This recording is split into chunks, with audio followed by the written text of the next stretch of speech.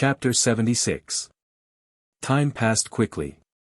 In the blink of an eye, Gu Xingyin had graduated from Carter Royal Academy.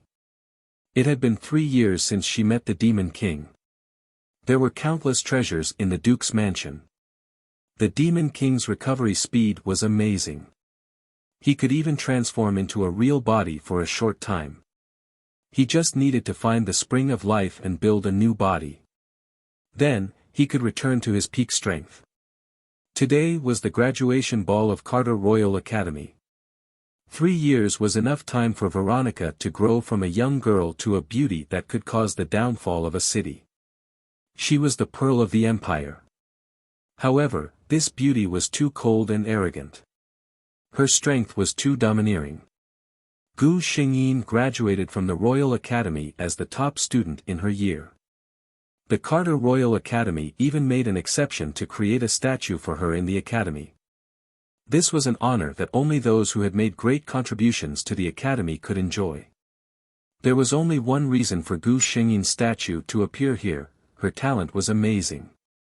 A 16-year-old legendary swordswoman. No one doubted that this girl would become another sword saint of the Carter Empire. Gu Xingyin was not interested in dancing. Except for the opening dance, she had been sitting there the whole time. This was the 10th person she had refused. Gu Xingyin knew that some bored noble boys must be betting on who could ask her out. Nika. A pleasant male voice sounded. It was the second prince. The second prince, who was already an adult, was already a handsome man. He was wearing a white ceremonial robe that represented the royal family. The military uniform made his figure look even more tall and straight. It was unknown how many noble ladies' gazes were fixed on him. "You've broken the hearts of many men tonight," the second prince joked. Gu Xingyin glanced at him. There are also many girls who want to be the second prince's wife who are secretly sad. The second prince looked at Gu Xingyin, who was serious even when she was joking, and felt helpless. Then, "Beautiful Miss Roman, would you like to dance with me?" The second prince's expression was calm, but his expectant eyes betrayed his thoughts. Gu Xingyin shook her head. Sorry. In the beginning, she had also suspected that it was the second prince, but after so many times of approaching him, she did not smell the familiar lotus fragrance from the second prince, nor did she feel the feeling that made her heart beat faster from him. Since there wouldn't be any results, she shouldn't give him any hope. The second prince left with a gloomy look in his eyes. Gu Xingyin ate the fruit alone.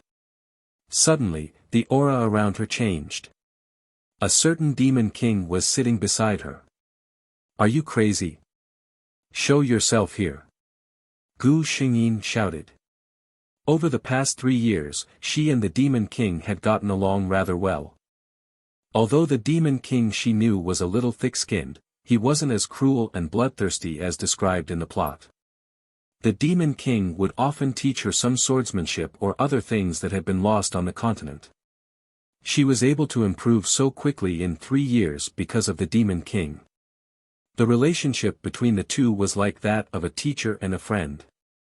In Gu Xingyin's heart, the Demon King was already someone she cared about. The Demon King coldly looked at the teenagers who were staring at Gu Xingyin. He casually replied, "Don't worry, these people won't be able to discover my existence." He really couldn't help it. His little girl was too charming, attracting too many wild bees and butterflies. Chapter 77. However, he did not know if it was because he had always acted too unreliable, but no matter what he said, Gu Xingyin only took it as a joke. Like now. The Demon King said, "So many little brats are thinking about you, how can I hold back?" Gu Xingyin's response was to ignore this sentence. The devil was a little angry. Heroine. A bright figure appeared in Gu Xingyin's vision. Joanna sat down beside her. Joanna had now grown into a young lady. She was tall and slender, and unlike Gu Xingyin's exquisite features, she had a beautiful face. She was like a blooming red plum, and there were many followers behind her. Joanna's attitude towards Gu Xingyin changed a lot since Gu Xingyin saved her from the demon beast 3 years ago. Although her words were still unforgiving, Gu Xingyin could feel Joanna's kindness towards him. Joanna looked at Gu Xingyin, who was leisurely eating fruit, with some envy. I really envy you. You are the only successor of the Duke's mansion. You will never have my troubles. Gu Xingyin understood why Joanna was sighing. She was the youngest daughter of the Minister of Finance. Although she was very spoiled at home, she was a child of a noble family. When necessary, she had to contribute her own strength to the family. For example, marriage. Joanna's eyes were a little lonely. My family has made a decision. If I can't win the heart of the second prince, next year, I will have to choose one of the noble sons to be my husband. Joanna of the Raymond family liked the second prince of the royal family. This was known in the noble circle of the empire. It was also an open secret that the second prince had been chasing after the heir of the White Rose family, Veronica Roman. Joanna Raymond and Veronica Roman were actually good friends, which made many people's jaws drop. Gu Xingyin thought for a long time and finally said, there are plenty of fish in the sea. Joanna, you have to be more optimistic. Maybe your destined knight is waiting for you not far away. Joanna burst into laughter. She looked at Veronica's serious look, and the melancholy in her heart suddenly disappeared. Although he didn't quite understand the meaning behind Veronica's words, it was obvious that she didn't take the second prince seriously. She even had some malicious thoughts in her heart. Second prince, look, you turned a blind eye to my sincerity. Now, your sincerity is nothing in Veronica's eyes. Is this what the priest meant by reincarnation? Gu Xingyin didn't understand why Qiao Anna seemed to be in a good mood in an instant, but it was a good thing. Veronica's eyes looked around aimlessly. Suddenly, her eyes stopped at one place and couldn't move away. It was a man with long black hair. His hair was loosely tied up with a silver ribbon. His facial features were not as deep as the people of the Cat Empire. Instead, they were soft and gentle. He was standing there chatting with someone with a gentle smile on his face. Gu Xingyin was familiar with that face. She could draw that face with her eyes closed. It was Ji Yu's face in the first world. Joanna saw that Gu Xingyin's expression wasn't right. She followed her gaze and showed a knowing smile. That's the army commander of the Sacred Alliance, Sir Lin Qi. He's a gentleman. Before she could finish, Gu Xingyin got up and walked over. Chapter 78. Joanna was a little dumbfounded. She had known Veronica for so many years, but she had never seen her so anxious. Could this be the legendary love at first sight? Gu Xingyin was so focused on looking for the person who looked exactly like Ji Yu that she didn't notice that the man she had forgotten had a dark expression on his face. Joanna felt a little cold for some reason. Gu Xingyin eagerly walked through the laughing crowd to look at the place where the man had appeared. Unfortunately, when she got there, it was already empty. Gu Xingyin felt lost. She turned to grab the hand of a noble lady and asked, where did the man who was standing here go? The one with black hair. The noble lady saw her and hurriedly bowed. After hearing her question, she chuckled and said, are you talking about Mr. Lin Qi? Someone was looking for him just now, and he left early. Gu Xingyin walked back in a daze. Joanna looked at her and teased, what's the matter? You didn't see him? Don't tell me you fell in love with him at first sight. She had just been joking. She hadn't expected Gu Xingyin to not deny it. Joanna was shocked. Are you serious? The nobles of the Carter Empire who are chasing you can line up outside the capital. You actually fell in love with an outsider. If this was known by Veronica's suitors, wouldn't they be extremely depressed? Gu Xingyin was a little uninterested for the rest of the night, so she didn't notice the devil's unusual silence. It wasn't until night fell that Gu Xingyin, who had just closed the door, was pressed against the door by a strong force. You. Gu Xingyin looked at the man who had imprisoned her with some surprise. The devil's expression was very bad, especially when he saw Gu Xingyin's confused look, which made him even angrier. Since he didn't know what to say, he had to take action. When the devil's kiss fell, Gu Xingyin was dizzy. What kind of development was this? Her confused expression probably pleased the Demon King, and the originally aggressive attack became gentle. The Devil King gently rubbed Gu Xingyin's lips and patiently coaxed, "Be good, open your mouth." Gu Xingyin's dizzy mind became clear because of this sentence. She struggled with all her might. "Let go of me." The Devil King's expression became gloomy again because of her resistance. He restrained Gu Xingyin's waving hands and no longer held back. The tip of his tongue opened her teeth and went straight in, kissing her thoroughly. By the time he loosened his grip, Gu Xingyin was already weak all over. However, in the next second, a golden sword beam lit up in the darkness. Although the Demon King's movements were fast, his face was still cut by the sword beam. "If there's a next time, I'll slit your throat." Gu Xingyin looked at him coldly. The Demon King didn't care about her words at all. He just looked at her and said, "Don't look at other men like that. I can't help killing him." Hearing this, Gu Xingyin glanced at him and said, "Then I'll kill you too." The Demon King smiled gently. "That's good. I'm willing to die with you." Gu Xingyin thought, "Damn the symbiotic contract." The dispute in the evening ended when the Demon King couldn't maintain his body. After several days, Gu Xingyin didn't see him again. On this day, Qiao Anna brought a message to Gu Xingyin, saying that there would be a banquet to welcome the guests of the Sacred Alliance in a few days. Gu Xingyin certainly wouldn't let go of this opportunity. Chapter 79. That day, Gu Xingyin specially dressed up and came to the banquet hall. She was a little excited, hoping that Lin Qi was the lover she had been looking for. But on the other hand, she felt a little guilty when she thought of the man in the necklace. Shaking off the inexplicable thoughts in her mind, Gu Xingyin found Lin Qi standing on the balcony with a glass of wine. "Why are you here alone?" "Sir Lin Qi." Gu Xingyin walked up to him.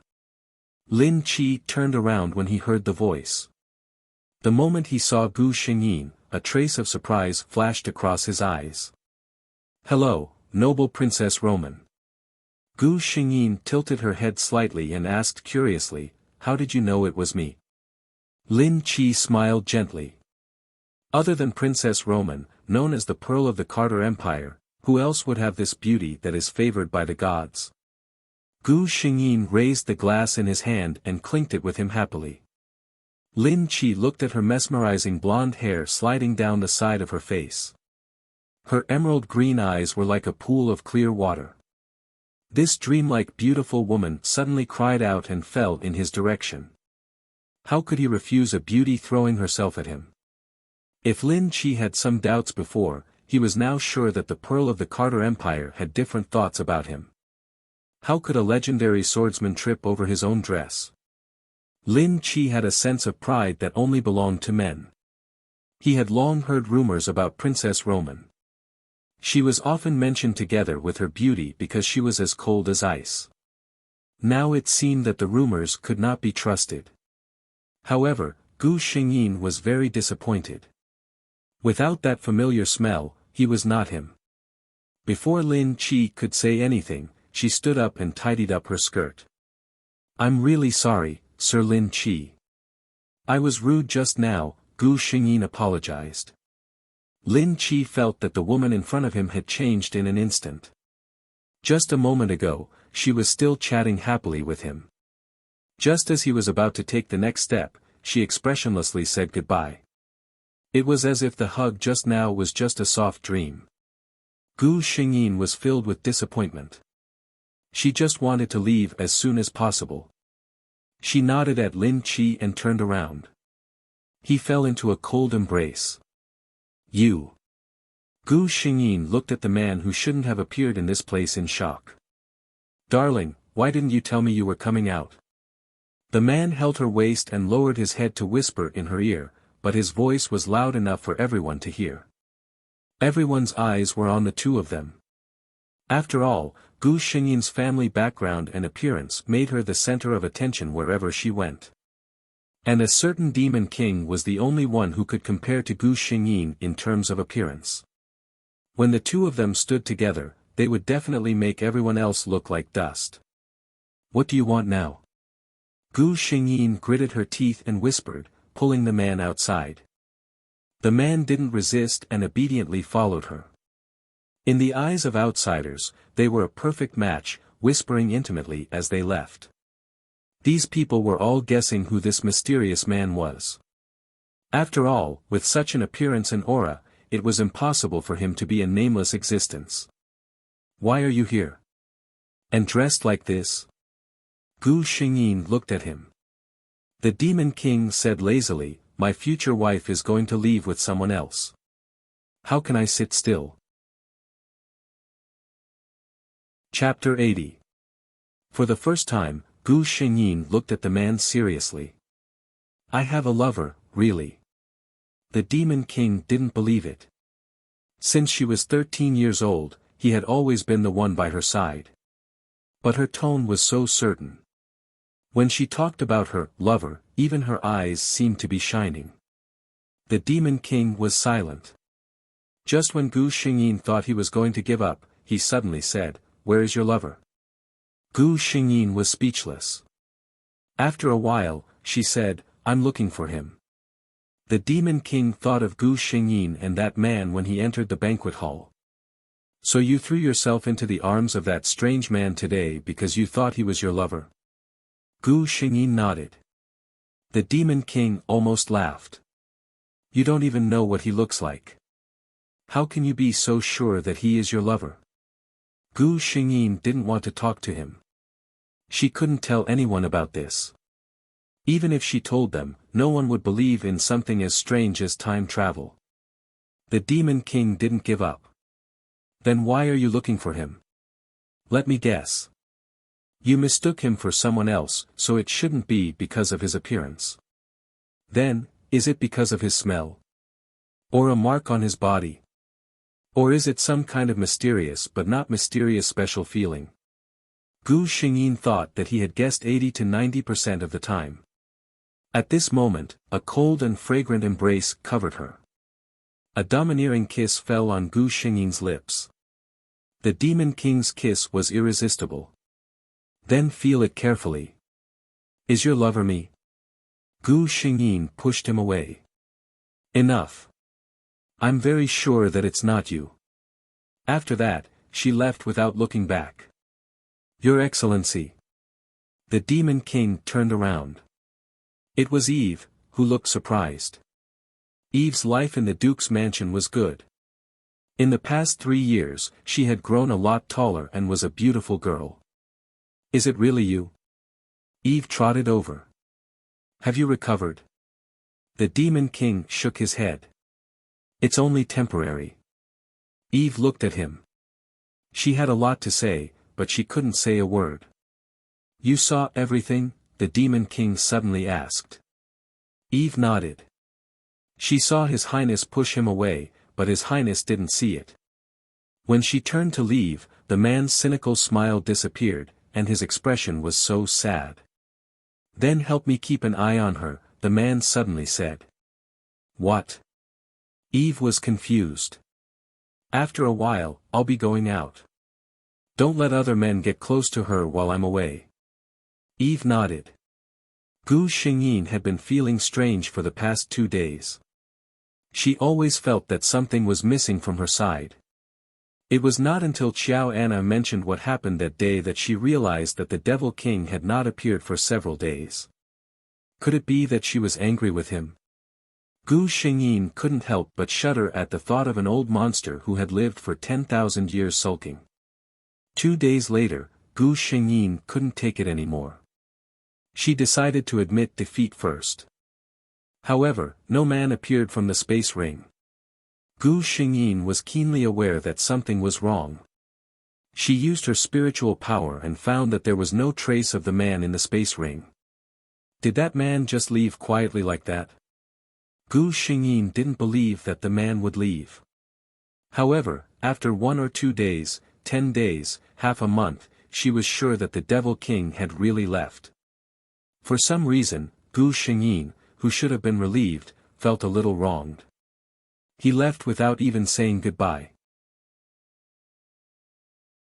Chapter 81. When the man was still there, she didn't think he was important. Even affected by the original plot, she wanted to stay away from him. But now that the man really left, Gu Xingyin found that she wasn't used to it. When she practiced swordsmanship, there was no one to guide her step by step. There was no one to say that he liked her every day in a joking tone. She also didn't feel at ease because she knew that person would always be by her side. Gu Xingyin thought about it and felt that she was quite a scumbag. Since she couldn't respond to him, it seemed that it was good that the Demon King left her. In the blink of an eye, half a year passed. In the past 6 months, Gu Xingyin focused on practicing and improving her strength. She even lost interest in finding her lover.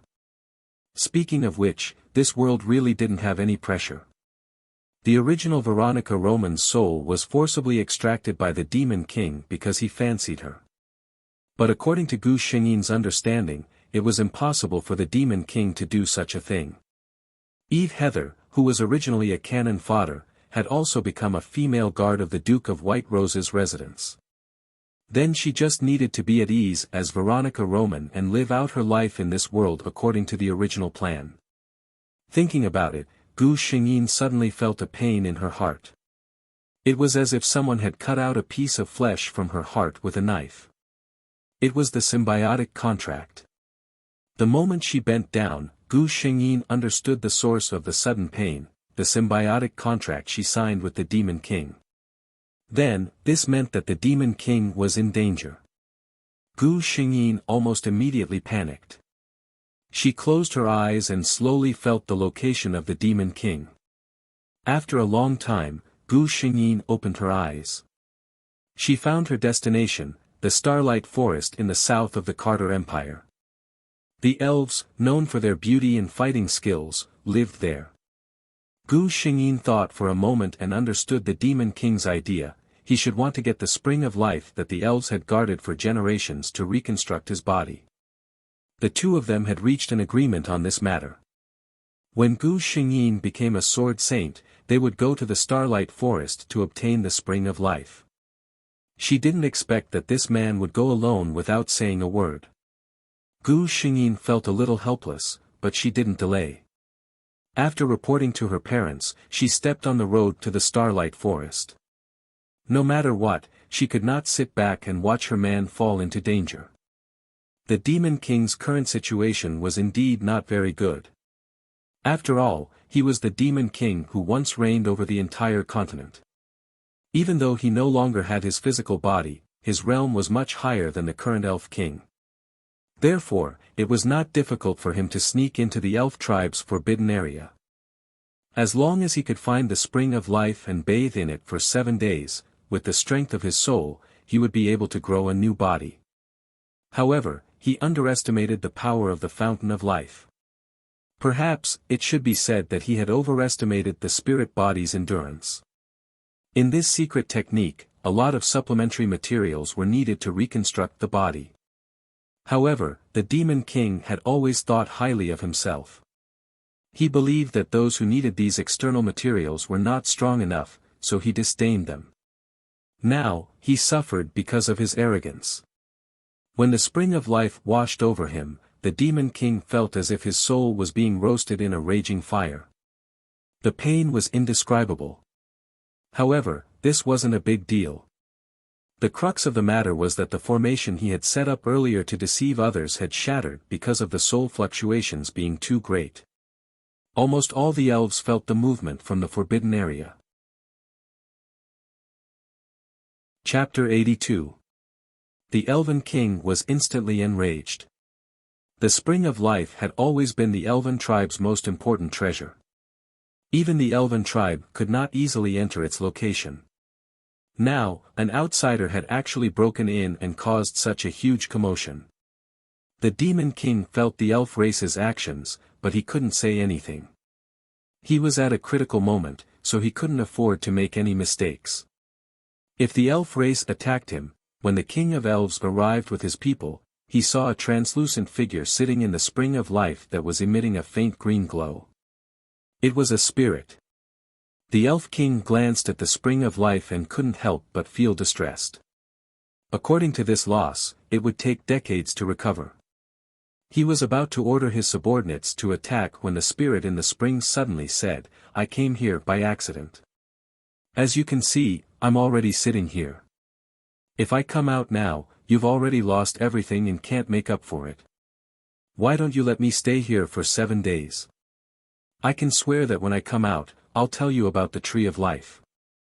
When the words, "Tree of Life," came out, all the elves present became excited. The Elf King was no exception. His snow-white long eyelashes trembled as he asked suspiciously, "Outsider, you really know about the Tree of Life?" The man in the spring lazily said, "I can swear to the light god that if I lie, I'm willing to accept the punishment of the god." For all the creatures on this continent, swearing to the god was the most sincere oath. The Elf King believed him. "Then we can make an exception and let you stay in the spring of life for 7 days. After 7 days, I'll bring my people here to wait for you." The Elf King finished and prepared to leave. At this moment, something strange happened. The originally calm spring of life suddenly trembled violently. The spirit in the spring had his eyes closed and was unaware of the situation around him. It was obvious that he had lost consciousness. The elves were surprised by the change in the spring of life when a strange smell suddenly swept through the forbidden area. It was like the fragrance of a certain flower. The elves, who had always been known as nature's favorites, couldn't tell what kind of plant it was. "Look!" An elf suddenly pointed at the man in the spring and exclaimed. Countless white flowers suddenly bloomed around the spirit body in the spring water. The flower was very large with layers upon layers of petals. It was beautiful but not bewitching, gorgeous but not extraordinary. It carried a dignified and noble beauty. It turned out to be a species that the elves had never seen before. The previous fragrance was obviously coming from here. At the same time, on the left shoulder of the man with his eyes closed in the spring water, a mark slowly appeared as if it was seeping out from his skin. It was the appearance of the unknown flower. The elves were stunned by this change. They could clearly sense that the moment these strange flowers appeared, the vitality of the entire spring of life suddenly increased by countless times. At this moment, the man in the spring opened his eyes. What kind of eyes were those? At first glance, there was only endless coldness and emptiness inside. At a second glance, it turned into endless vitality and reincarnation. When he looked at her again, his eyes were filled with compassion and compassion. All the elves could only think of one word when they saw such a look in his eyes: God. Chapter 83. Gu Xingyin arrived at the Starlight Forest without stopping. The closer she got, the stronger the symbiotic contract felt. Obviously, she was very close to the Demon King. However, ever since she felt the pain in her heart, she no longer felt this uncomfortable. Thinking about it, the Demon King's crisis had been resolved. After all, he was an old monster who had lived for tens of thousands of years. How could something happen to him so easily? However, thinking about it was just thinking. Without seeing him in person, Gu Xingyin was still worried. The Starlight Forest was full of danger. Although the elves loved nature, they were not very friendly to humans, especially those who trespassed into their territory. Just the endless monsters and plants in the forest were enough to stop the average person. However, Gu Xingyin, who had the system, obviously did not belong to the category of average person. It was already night. Gu Xingyin chose a safe place to rest for the night. She closed her eyes and chatted with the system. "System, do you think you will be reincarnated with me in this world?" The system, unable to find the target's information. Unable to answer the host's question. With Gu Xingyin as its host, the system had to say that it had gained a lot of knowledge. All kinds of things that had never happened before were now normal around Gu Xingyin. Gu Xingyin, I don't know why, but my desire to find him in this world is not that strong. Before she finished speaking, Gu Xingyin's face suddenly changed. She could feel that her dou qi in her body was increasing at a terrifying speed. It was completely out of her control. This was the power of the symbiotic contract. What did the Demon King do? How could it increase her strength so much? Gu Xingyin's mind gradually became absent-minded. Her spiritual energy was somewhat unable to control the speed of the dou qi in her body. If this continued, she did not know what would happen. Boom! Gu Xingyin felt something shatter. Her consciousness also fell into a deep sleep. At the same time, not far from here, in the elves' territory, the black-haired man opened his eyes. A dark light flashed across his eyes, and his figure moved, disappearing on the spot. As soon as Gu Xingyin regained her consciousness, she fell into a familiar lotus fragrance. She sniffled nostalgically and moved her head. Only then did she realize that she was in a familiar embrace. "You're awake." A deep voice with a smile sounded. The Demon King looked at the person in his arms who was rubbing against his chest like a Siamese cat. This voice? Gu Xingyin opened her eyes and saw a smiling face. Gu Xingyin blinked, then blinked again. That's right, this familiar face. Demon King. The man laughed and leaned over to kiss her on the cheek. You're not mistaken, my dear, it's me. Gu Xingyin sniffed. The smell was right. So, the lover she had been looking for was actually the Demon King? She looked at the man's neck. The Demon King was wearing a black robe. Gu Xingyin reached out her hand. Rip. Gu Xingyin never thought that the fabric would be so fragile. She looked at the man seriously and said expressionlessly, I'm sorry, I made a mistake. Although she said that, her eyes could not help but look below the man's neck. Sure enough, she saw the familiar lotus mark. The man did not care whether she made a mistake or not. I didn't expect my dear to be so enthusiastic when you wake up. I can't neglect a beauty. A hot kiss immediately covered her mouth. Chapter 84. Because she had confirmed that he was her lover, Gu Xingyin did not refuse. Her acquiescence made the Demon King ecstatic. For a moment, the two of them were unable to restrain themselves. After the kiss, Gu Xingyin fell into the man's arms, gasping for breath. Her white skin was dyed red and her green eyes were soft like spring water. This appearance made the man almost unable to restrain himself. The Demon King kissed the treasure in his arms. What, you're not going to find your lover? He deliberately said.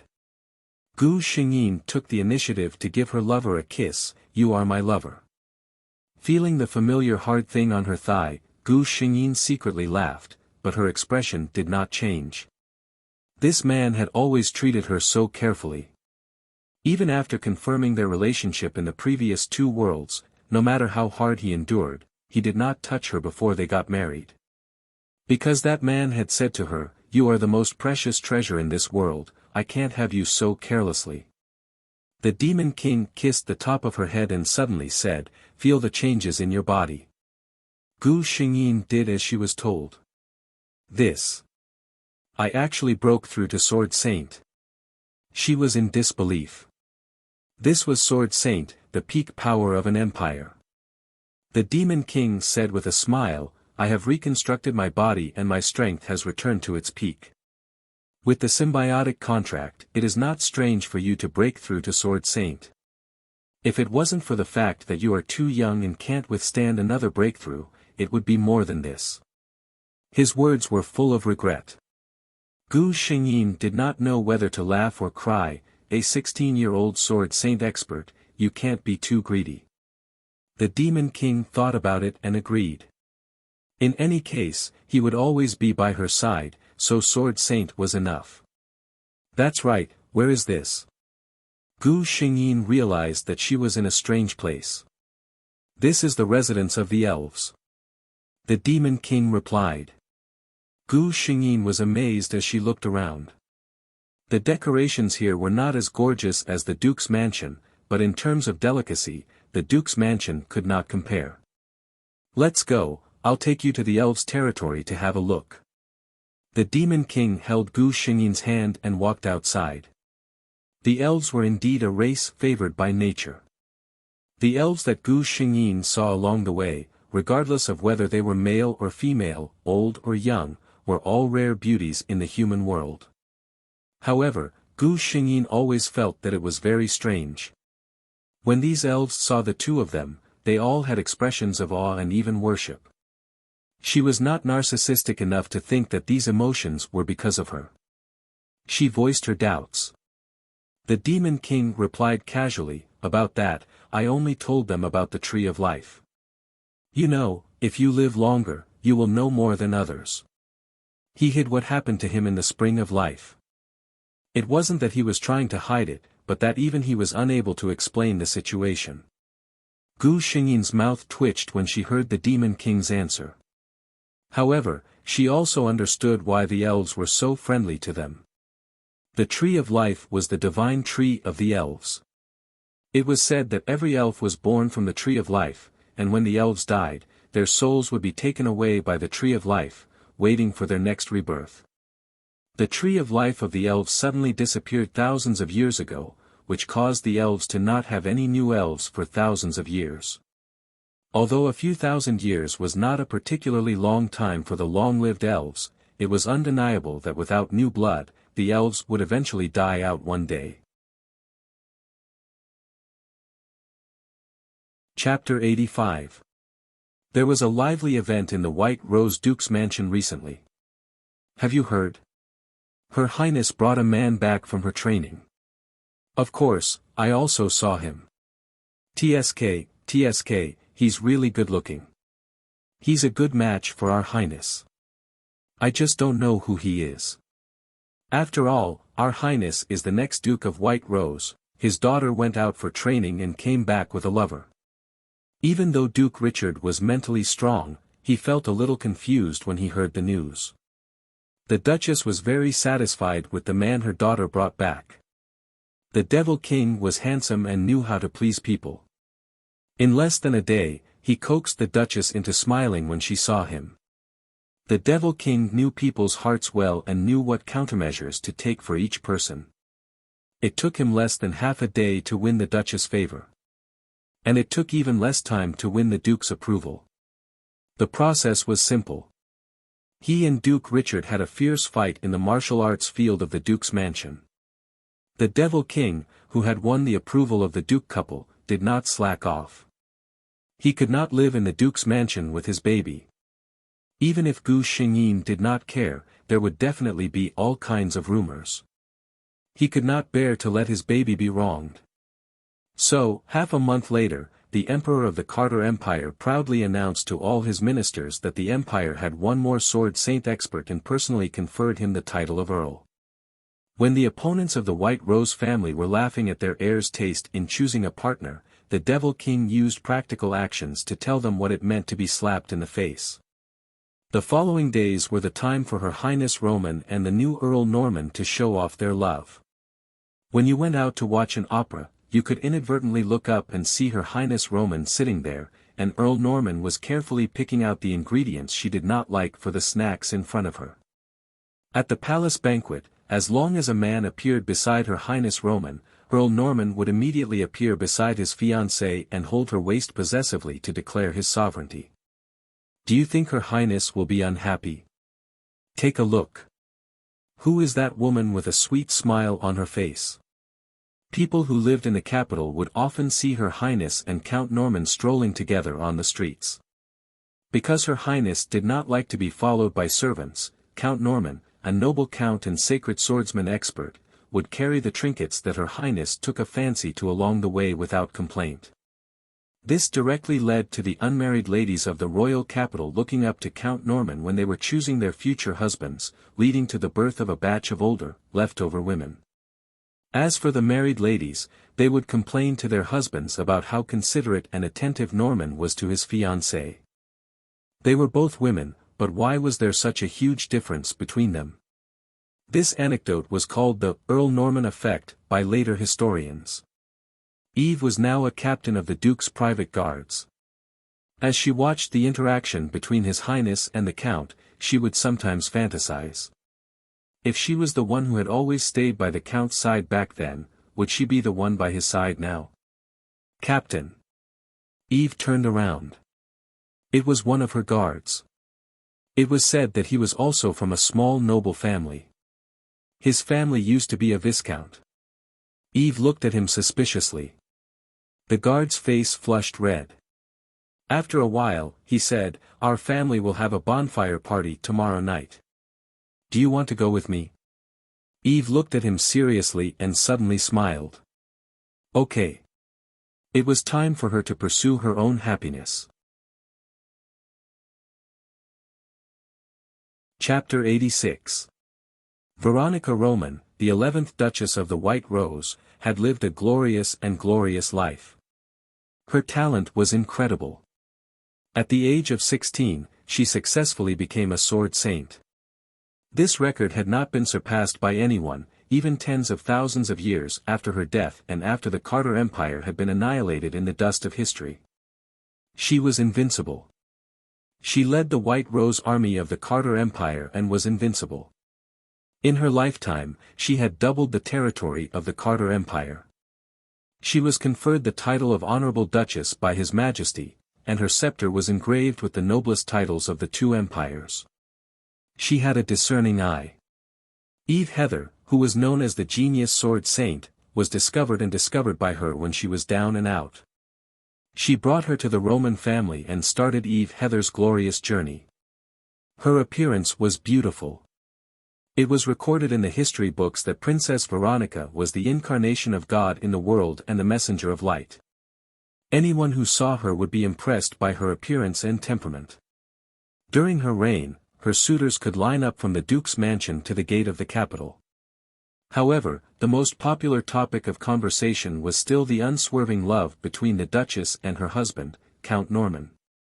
Earl Norman's origin was mysterious. The first time he appeared in the public eye was as the lover of the Duchess, a sword saint. Ever since the two of them were together, they had never been separated. Whether it was playing, going on diplomatic missions, or war, Earl Norman would appear wherever the Duchess of White Rose was. It was said that the two of them had signed a symbiotic contract. They would live together and die together. The love between the two of them was written in countless biographies and spread widely in later years. Gu Xingyin was very happy in this life. When she left, she already had feelings. She, who was no longer young, held her husband's hand and smiled sweetly. "I'll go first. In the next life, remember to come and find me." The black-haired, black-clothed, handsome man looked at his wife, who was sleeping peacefully with her eyes closed. He gently leaned over and kissed her lips. "Fool, have you forgotten the contract between us? You don't have to go first. I'm right behind you." Gu Xingyin opened her eyes in the pure white space with a smile on her face. She didn't stop smiling and said to the system in front of her, "I don't have any problems and I don't need to rest. We can move on to the next mission." She was very sure that her lover would be waiting for her in another world, so she didn't want to stay in a place without him. This was the system's first time meeting a host who couldn't wait to complete a task. However, as long as the host's decision was beneficial to completing the mission, as a system, it had no right to interfere. The next world is the immortal cultivation world. Host, please check the world's information. Gu Xingyin's vision turned black. After the familiar dizziness disappeared, she found herself kneeling in a large hall. She lowered her head and looked at her hand. It was thin and soft. It was obviously a little girl's hand. There were hundreds of children kneeling in the hall. They were dressed similarly to Gu Xingyin, and they all looked about 7 or 8 years old. "Since you're able to enter this hall today, you're disciples of my Starnet Sword sect. However, being able to enter this hall only proves that your foundation is suitable for cultivation. As for sword cultivation, the most important thing is the sword heart in your body. Now, let's start testing your sword heart. The level of your sword heart will determine how far you can go on the path of sword cultivation. Chapter 87. Gu Xingyin quietly knelt in the hall. Her face was calm, unlike other children. One by one, the children walked to the front and stood in a specific place. Gu Xingyin knew that there was a special formation there. When people stood in it, they would show different reactions. Lin Yisheng, Wood of the Five Elements, Level 3 Sword Heart. Can enter the outer sect. A misty green halo appeared in the formation, and the elder reported the level of his sword heart. Lan Yingyue, Water of the Five Elements, Level 5 Sword Heart. Can enter the inner sect. Gu Xingyin listened quietly as the elder reported the numbers one by one. In this world where the sword was revered, the sword heart determined whether a person could become a swordsman. At the same time, it determined how far a swordsman could go on the path of the sword. The sword heart was divided into 3 levels. The low-level sword heart was Level 1, Level 2, Level 3. The medium-level sword heart was Level 4, Level 6. The high-level sword heart was Level 7, Level 8, Level 9. The higher the level of the sword heart, the higher the talent in the path of the sword, and the higher the compatibility with the life-bound sword. However, although the sword was revered in the endless sky great world, only 1 in 10,000 people could become a swordsman with a sword heart. As the largest sword sect in the endless sky great world, the Starnet Sword sect standards for selecting disciples were naturally much higher than ordinary sections. At this moment, the hundreds of children in the hall had all passed the basic test, and all of them had a sword heart. At this moment, a girl not far from Gu Xingyin stood up. She attracted Gu Xingyin's attention. This girl was the target of Gu Xingyin's mission in this world. Bai Xinya was born in a middle-class family in the endless sky great world. Her mother was the concubine of that family's head, but she was rather doted on. Bai Xinya had lived a life of luxury since she was young. The biggest blow she had suffered was probably the Star Azura Sword sect's recruitment of new disciples this time.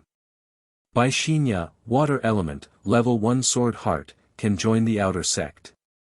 Bai Xinya's eyes were wide open, as if she had never imagined that her sword heart was only at the first level. She seemed to be at a loss of what to do. Her big eyes were quickly filled with tears, making her look very lovable. The elder beside her seemed to have rarely encountered such a situation. Seeing Bai Xinya like this, the usually strict sword cultivator actually softened his voice, which was rare for him. He coaxed her, "Don't worry too much about it. As long as you cultivate diligently, it's not like there aren't any swordsmen who become strong in the end despite their low level of sword heart." Gu Xingyin found it a little strange. She asked doubtfully, "I already know the plot. Bai Xinya's talent is obviously very ordinary, and her looks are not peerless. Why would there be so many men willing to offer everything just to make her happy?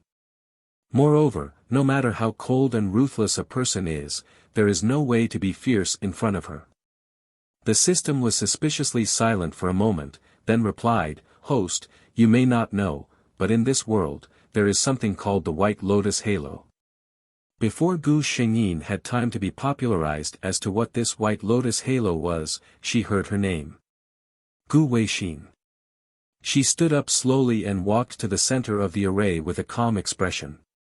The elder in charge of the test also looked at her curiously.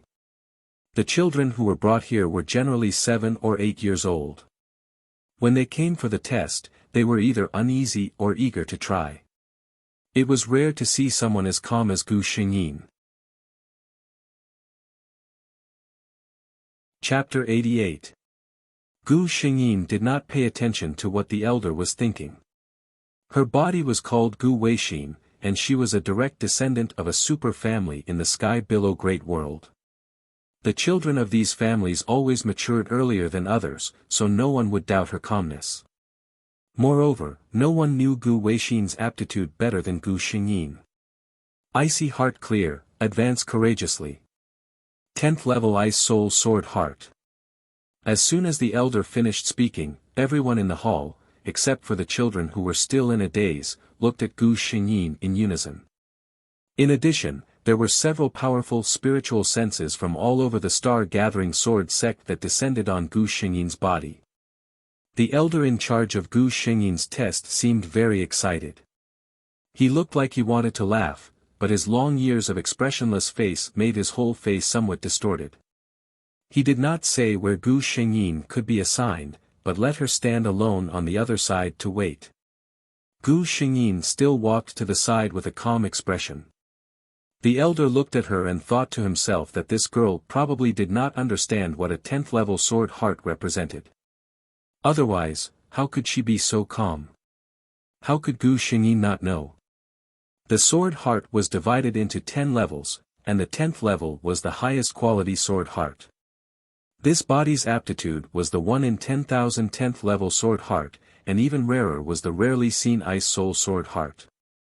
According to the 5 elements, the Ice Soul Sword Heart should belong to water, but it was mutated from the water element. A mutated sword heart could not only make a swordsman's attacks more powerful, but even rarer, it would carry some characteristics that the 5 elements did not have. For example, if the Ice Soul Sword Heart was cultivated to a high level, the sword intent could freeze thousands of miles. And the power of the Ice Soul Sword Heart did not stop there. Its greatest characteristic was that the ice heart was clear, otherwise it would be dust.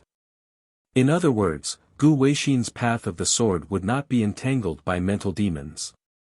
The greatest obstacle to a sword cultivator was mental demons. With Gu Xingyin in front of her, everyone else's brilliance was overshadowed. Even though there were several talented disciples with high-level sword heart, the higher-ups of the star-gathering sword school still focused on Gu Xingyin. There was no other reason. Ordinary high-level sword heart swordsmen might be able to become sword emperors, sword venerables, or even sword masters through diligent cultivation. However, if one wanted to become a peak sword saint, one had to have a 10th order sword heart. Sword emperors, sword venerables, and even sword grandmasters, the Star Azura sword school had no lack of them. However, even with the Star Azura sword sect's foundation, they only had 2 sword saints. One of them had already lived for a very long time and had been in seclusion for many years. Only the upper echelons of the sword faction knew that the great elder was on the verge of death.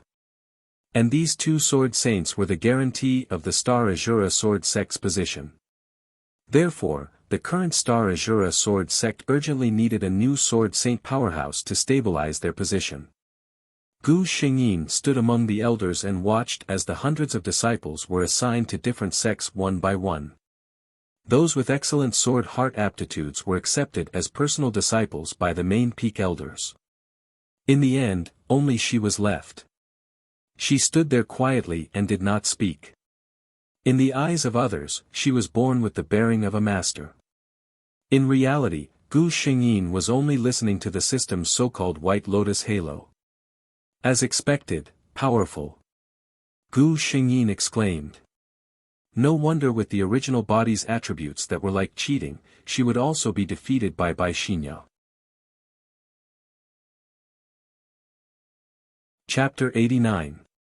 The voice of the system sounded in Gu Xingyin's mind. The so-called White Lotus halo, anyone who is illuminated by this halo will lose the ability to judge, the infinite beautification of the halo owner in the mind. The original body Gu Weixin, I have to say, can be called perfect in all aspects. Family background needless to say, the Gu clan is a top family in the whole Tianlan continent. Talent needless to say, the 10th order Ice Soul Sword Heart has the potential to become a sword saint. Even her appearance is described in the original plot. She stands there, like the most cold and flawless ice and snow on the holy mountain in the north. Autumn water is the god, ice jade is the bone. And if she smiles gently, it is like 10 miles of spring breeze, melting ice and snow, blooming flowers, and her face is frightening. However, she was such a perfect woman in every aspect, yet the first man she fell in love with decisively abandoned her after seeing Bai Xinya. What's more, when Bai Xinya was injured by the fire poison, the man didn't know where to find out that as long as he used the blood of the heart of the person who had the Ice Soul Sword heart, he could detoxify the fire poison. He even relied on Gu Weixin's trust to drug her and forcibly took out her heart blood. Poor Gu Weixin's realm was greatly reduced, and he encountered the invasion of the demon clan. He even lost his life. I don't kill Boren, but Boren died because of me. However, the man didn't care about his own sins at all. He only cared about love with Bai Xinya. Bai Xinya didn't even ask how her poison was detoxified. She was with a man with a clear conscience. Gu Xingyin sneers, the fire poison is incurable except for the blood of the heart of the person who has the Ice Soul Sword heart. In the whole Tianlan continent, only Gu Weixin is the Ice Soul Sword heart. It's impossible to say that Bai Xinya doesn't know who saved her. However, she can ignore this question and never ask. Even when she learned about Gu Weixin's death, she didn't say anything. It's really a pure and flawless white lotus. While Gu Xingyin was absent-minded, all the elders in the hall were arguing over who to accept Gu Xingyin as their disciple. Who wouldn't want to take in a 10th-tier sword heart that was hard to come by in 10,000 years? However, before they could come to a conclusion, a message from the most distant and mysterious mountain of the Star Azura sword sect stopped the discussion. The elder ancestor who had been in seclusion for many years and no longer cared about worldly affairs actually came out of seclusion in person and said that he wanted to take Gu Xingyin as his disciple. With that ancestor taking action, the others naturally did not dare to have any objections. The Star Gathering Sword Sect Star River Sect Master personally led Gu Xingyin to the ancestors' Lingxiao Peak.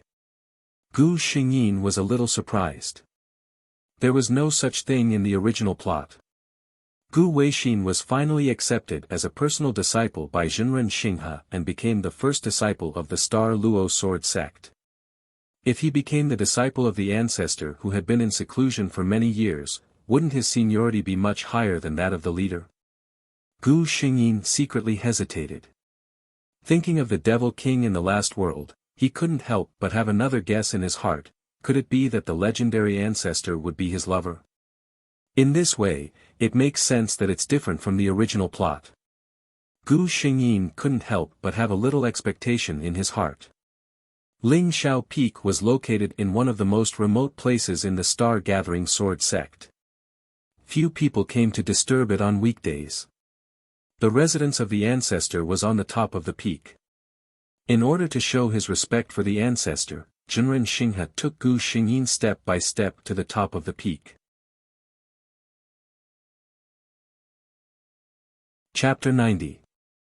Lingxiao Peak was 1,000 feet tall, and the distance from the foot of the mountain to the top was not short.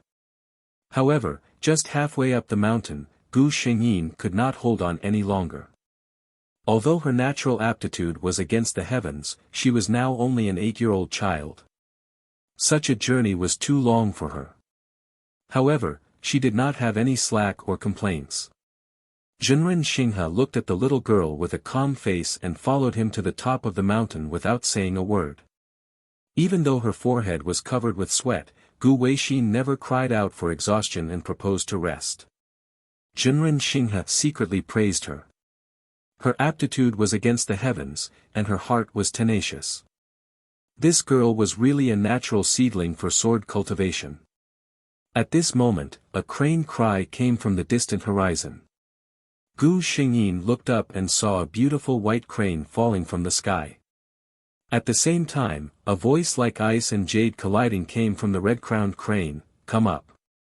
Gu Xingyin looked at the red-crowned crane with some novelty, but Jinren Xinghe respectfully saluted the crane, "I will obey the orders of the great ancestor." After that, he held Gu Xingyin in one hand, tapped his toes, and landed lightly on the back of the white crane. The white crane gave a long cry, spread its wings, and flew towards the top of the mountain. The two of them stood at the top of the mountain, and the white crane that had just supported them flashed with white light, turned into a light paper crane, and disappeared. Gu Xingyin. The world of cultivation is really magical. At this moment, Elder Xinghe, who was standing beside Gu Xingyin, suddenly changed his expression and became respectful. After a long while, Elder Xinghe suddenly turned to Gu Xingyin and said, "The great ancestor has been in seclusion for many years and does not want to see strangers. I will not accompany you to see him this time." He told Gu Xingyin where the great ancestor was and left. Gu Xingyin. If it was really the 8-year-old Gu Weixin, at this time, he must be nervous and scared, right? She walked towards the cave abode that Sage Xing he had pointed out. Without a doubt, she had obtained the approval of the owner of the cave. Those terrifying restrictions set up in the cave did not react to Gu Xingyin at all. Gu Xingyin observed her surroundings as she walked. If Shinren Xing he had not personally pointed the way, she would never have imagined that there was someone living in this place. There were no superfluous decorations in the cave, and the walls were bare. As she walked in, she saw a few simple futons on the ground. On the right, there was a large stone room with messy sword marks on the ground. Gu Xingyin only took one look at it, and she immediately felt a stinging pain in her eyes, as if her mind was being pricked by needles. She couldn't help but cry out in pain as cold sweat poured down like rain. "Calm your mind." The cold jade-like voice that was heard from the white crane appeared once again. At the same time, a hand was placed on Gu Xingyin's head. Gu Xingyin only felt that there was a cool air coming into her body from the hand on her head. The stinging pain was smoothed out one by one with this cool air and disappeared. She opened her eyes and looked at the man who looked very tall and straight for her at the moment. She saw the long hair that was like a waterfall. It was snow-white and long to her ankles. Under the long hair, there was a strange young face. Gu Xingyin saw such a person for the first time. He had the face of 20 years old, but the eyes of 100 years old. Of course, his real age was definitely more than this number. This ice and snow man leaned over to Gu Xingyin and said, "Would you like to worship me as a teacher?" Chapter 91. Gu Xingyin thought in a trance. Compared with Gu Weixin, this person is really made of ice and snow, isn't he? She took a step back with a serious face and made a formal salute to the man in white, "Disciple Gu Weixin, pay my respects to Shizhuan." The white-robed man's expression softened for a moment, and he nodded at Gu Xingyin. "All right, remember, my name is Ling Xiao. You are my first disciple, and you will also be my last." Gu Xingyin lived in Lingxiao Peak from then on. The more time passed, the more she felt that her master Lingxiao was not like a mortal. In addition to teaching Gu Xingyin, he never communicated with outsiders and did not need to eat. Even this Lingxiao Peak, before Gu Xingyin's arrival, had not allowed outsiders to set foot on it for thousands of years. It's really hard to imagine what kind of life this person has lived. Doesn't he feel bored? Half a year after coming to Lingxiao Peak, Gu Xingyin finally asked this question. Venerable Lingxiao was stunned for a moment. He was a good master. He would try his best to answer his apprentice's questions. Looking at the clear eyes of his little disciple, Venerable Lingxiao frowned, thought for a moment, and replied, "Bored? The way of the sword is broad and profound. Even if I spend my whole life, I can't find out 1/10,000th of the way. How can I be bored?" Gu Xingyin was silent. Everyone said that the great-granduncle of Lingxiao Peak was as cold as snow. He was inhuman. He was born to be a cold-hearted person and a born sword practitioner.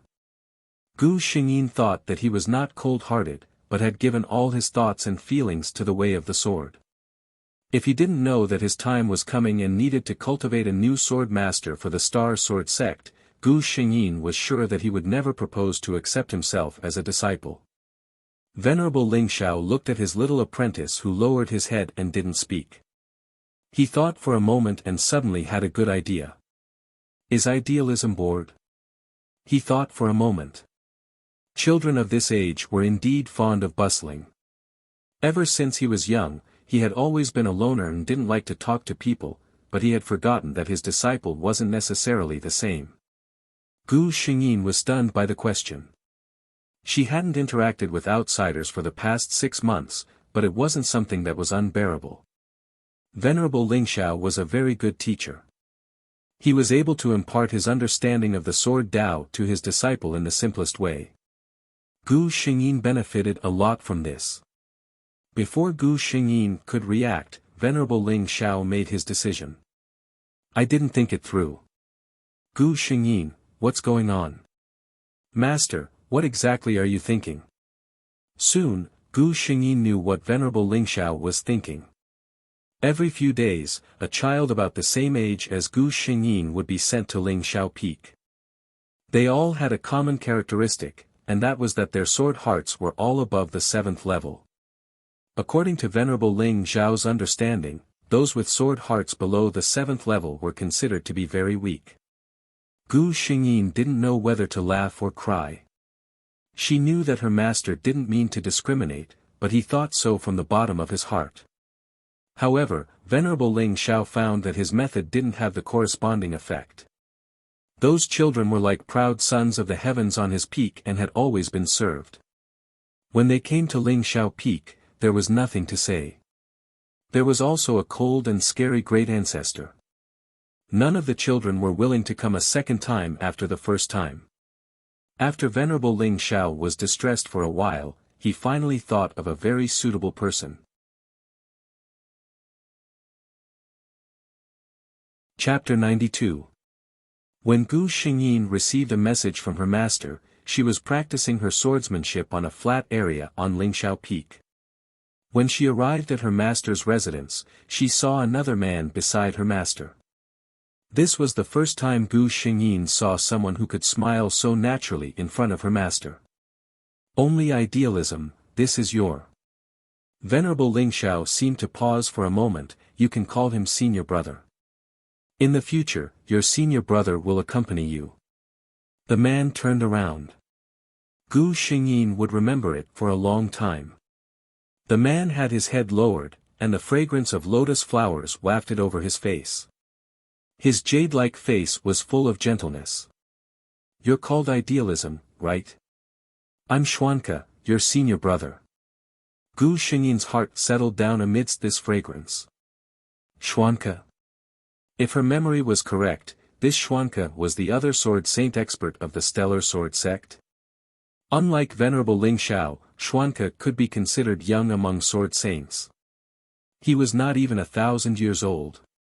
In terms of seniority, Xuanke was the last disciple of Venerable Lingxiao's senior brother, so it was natural for Gu Xingyin to call him senior brother.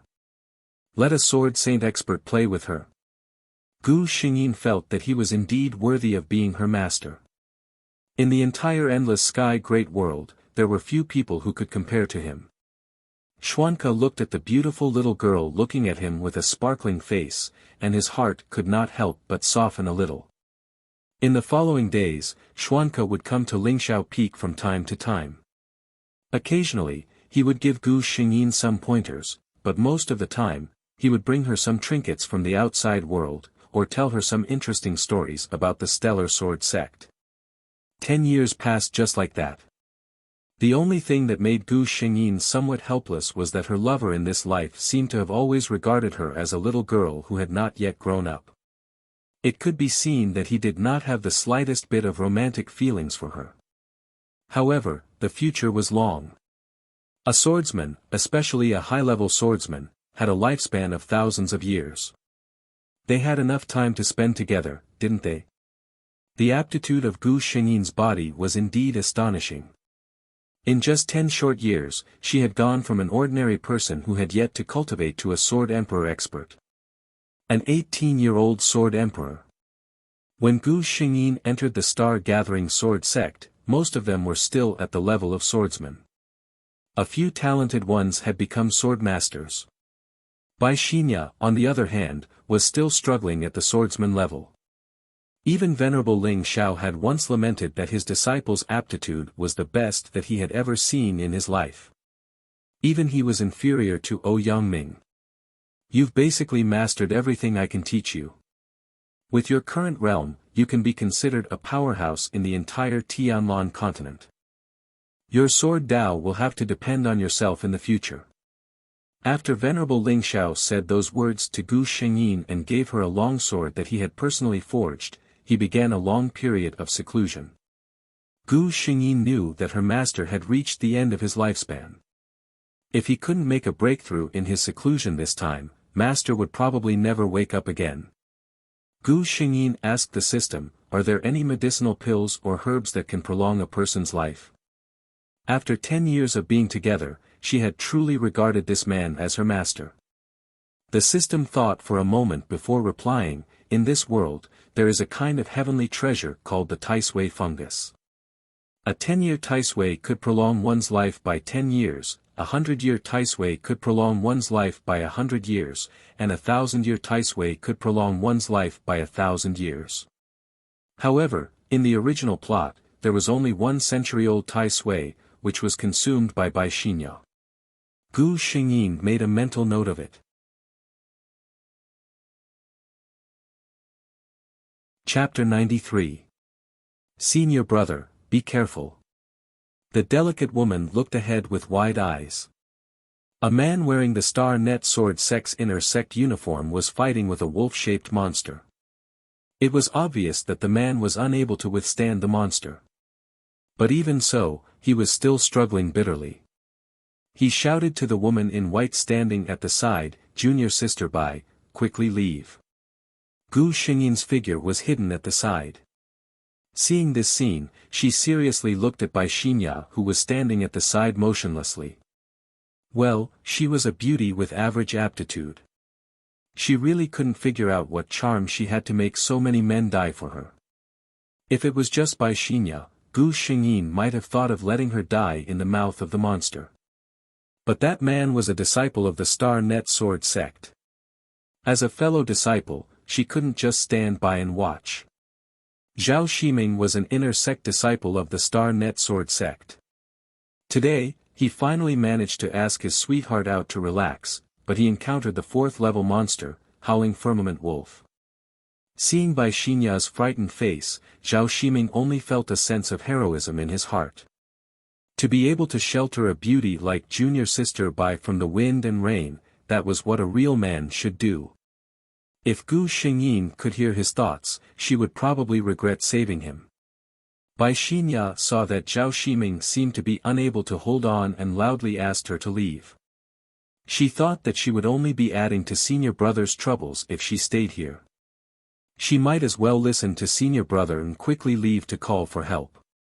She was definitely not dragging out an ignoble existence. With that thought in mind, Bai Xinya became more and more confident. She turned and left, not even looking at Zhao Shiming. A dazzling sword light accompanied by ice and snow fell on the Howling Firmament Wolf's body. There was no struggle, no resistance, a one-hit kill. Not even a drop of blood splashed out. Gu Shengyin's sword chi directly froze the Howling Firmament Wolf. Zhao Shiming was stunned for a moment before he reacted. He bowed to Gu Shengyin. Star Gathering Sword Sect's Zhao Shiming, thanks senior for saving my life. He raised his head and glanced at Gu Shengyin. Then, he froze.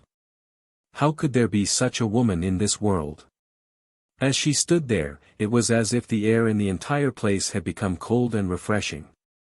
His gaze was too direct. Gu Shengyin glanced at him indifferently. Only then did Zhao Shiming regain his senses with a flushed face. He lowered his head and did not dare to look at Gu Shengyin again. At this time, Bai Xinya, who realized that things had taken a turn for the better, slowly walked up and bowed to Gu Shengyin. Junior Bai Xinya of the Stellar Sword Sect, thanks senior for saving my life. She then looked at Zhao Shiming, her eyes quickly filled with tears. Senior brother Zhao, thank goodness you're all right. Gu Shengyin did not look at her. Instead, she turned to Zhao Shiming and said, friends who can't share trials and tribulations with others in times of danger should keep their eyes open.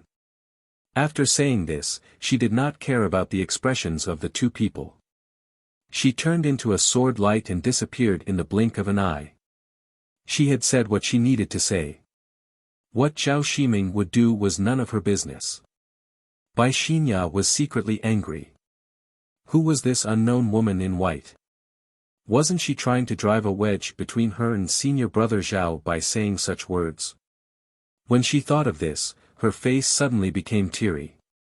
She looked at Zhao Shiming and said, "Senior Marshal Brother Zhao, I left earlier because I wanted to go to the sect to ask for help. I didn't want to escape alone." Zhao Shiming's expression kept changing. No one knew what he was thinking. Hearing Bai Xinya's words, he suddenly smiled affectionately and said, "Of course I believe that junior sister Bai is not such a person." Bai Xinya heard this and relaxed. She gently nestled in Zhao Shiming's arms and said carelessly, "I don't know why that senior said such heart-wrenching words. Could it be that I offended her in some way?" Zhao Shiming did not say anything. His eyes flashed coldly because of these words. Chapter 94. Gu Xingyin didn't tell anyone about her trip to Lingxiao Peak except for Xing He. The Starry Sword sect was in the north of the Tianlan continent, so she headed south. It was said that Tai Sui liked dark and humid places and usually appeared in the south. Finding Tai Sui was only one of her goals. Venerable Ling Xiao gave her a mission for this trip. She had to challenge 100 sword emperors. When Gu Xingyin heard Venerable Ling Xiao's words, she complained to the system in her heart, "Look, is this something a female martial artist should do?" The system didn't want to answer her. "Could you restrain your eager eyes a little when you said this?" Recently, a sword emperor had appeared in the Tianlan continent, and he was in the limelight. It was said that she came from the north, and no one knew her identity or her sect. It was said that she was very young, but no witnesses revealed the truth, so no one knew her exact age. What everyone was sure of was that she was a woman, and a very beautiful woman. A lot of people were interested in the topic of women, not to mention a beautiful and powerful woman. This sword emperor, who had never been heard of before, started from the Starry Sword sect in the north and issued letters of challenge to every famous sword emperor. Sword cultivators liked to fight, and it was a fair challenge, so no one would refuse. One battle after another attracted everyone's attention to this sword emperor. 10 battles, 10 victories. 15 battles, 14 victories. 30 battles, 26 victories. More and more people started to follow her, guessing which famous sword emperor she would challenge next. Where would her sword stop in the end? Gu Xingyin sat in a tavern wearing a cloak, listening to the people at the next table talking. "Did you hear? The Icy Heart Sword Emperor is going to challenge the Sword Emperor of the Huanhua Sword Sect." The Icy Heart Sword Emperor was the nickname Gu Xingyin that outsiders had given her. TCH. This news has spread everywhere. Who doesn't know about it? Then who do you think will win? I'm guessing it's the Iceheart Sword Monarch. Didn't you see how many sword monarchs she challenged and how many times did she lose? Not necessarily. The Clumsy Sword Emperor is one of the most powerful sword emperors in the Huanhua Sword Sect. How can those sword emperors compare with him? Open. Let's bet on which sword emperor will win the Battle of 1,000 Peaks. Place your bets. The location of the battle was set at the Battle of 1,000 Peaks, so everyone called it the Battle of 1,000 Peaks. I bet on the Clumsy Sword Emperor. I bet on the Iceheart Sword Monarch. After Gu Xingyin finished the last bite, she got up and walked to the person who opened the bet, and took out a storage pouch. 50,000 sword stones. I bet on the Iceheart Sword Monarch. There was a moment of silence. After Gu Xingyin left, the crowd was in an uproar. Rich people indeed. She must be a young miss from some aristocratic family, and an admirer of the Iceheart Sword Emperor. It was interesting. After Gu Xingyin challenged several sword emperors continuously and achieved brilliant results, many swordsmen became her admirers. Every time Gu Xingyin challenged someone, many people would travel thousands of miles to watch the battle. Soon, the day of the battle arrived. Gu Xingyin arrived very early. She stood at the top of the 1,000 peaks, feeling the biting cold wind blowing on her body. There were many people in the distance who came to watch the battle of their own accord. The clumsy sword emperor came a little later, and he seemed to attach great importance to the battle. Gu Xingyin slowly took off her cloak. Although he was mentally prepared, the clumsy sword emperor was still surprised by Gu Xingyin's young age when he saw her. The younger generation will surpass us in time.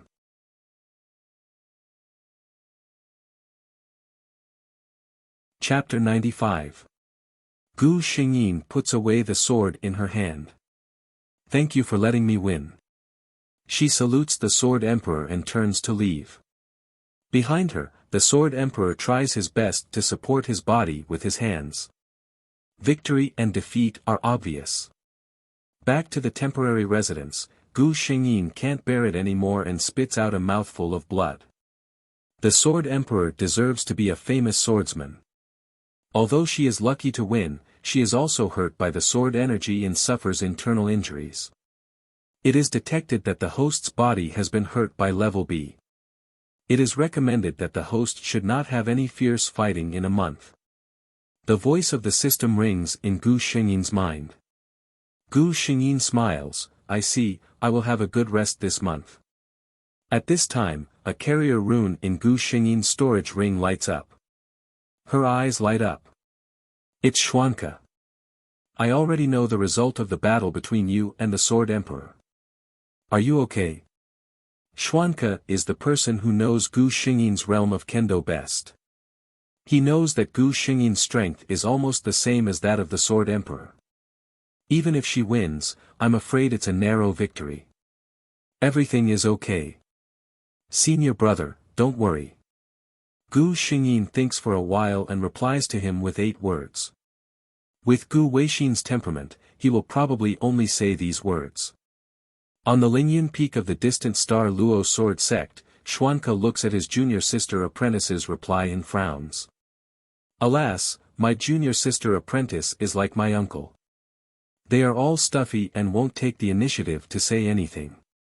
It's really hard to be at ease. Otherwise, after a while, go out and see her.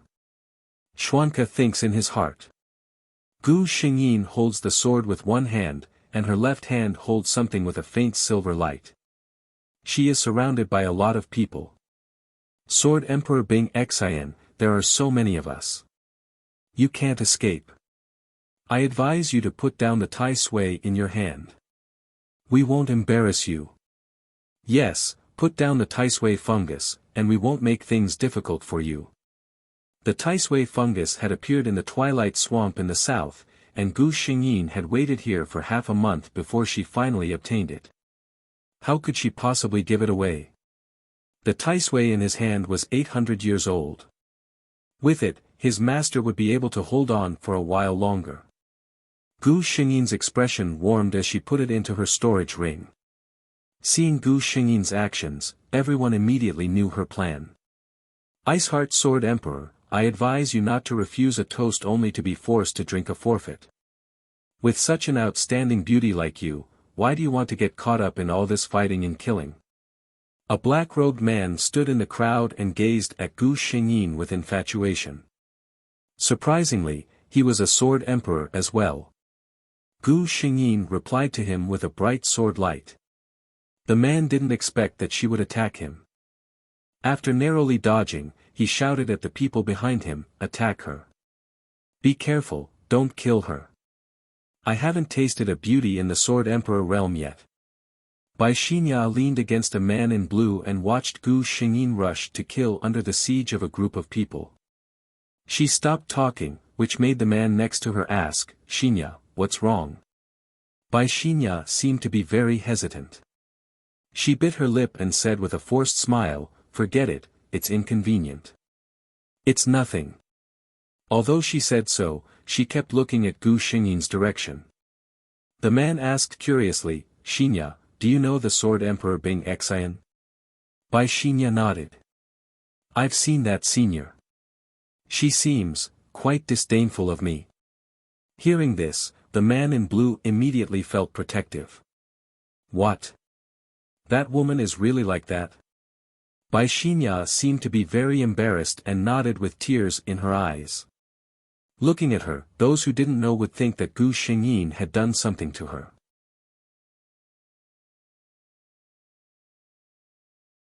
Chapter 96. In order to show off in front of the beauty, the man said proudly on the spot, "Xinya, don't worry. As the young master of Shitian Pavilion, I'm just a sword emperor without any sect. Let me take revenge for you." After that, he said to the old man who had been standing silently behind him, "Uncle Wen, doesn't that sword emperor Bing Xian have a Taisui? Go and help me snatch it. I want to give it to Xinya as a gift." Uncle Wen hesitated. "Young master, such a young sword emperor might have a powerful master behind her. We'd better not provoke her easily." Hearing this, the man in blue hesitated. But when he turned his head and saw Bai Xinya looking at him with admiration, his blood rushed to his head.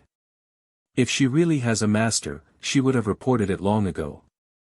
She must be just an unorthodox sword cultivator.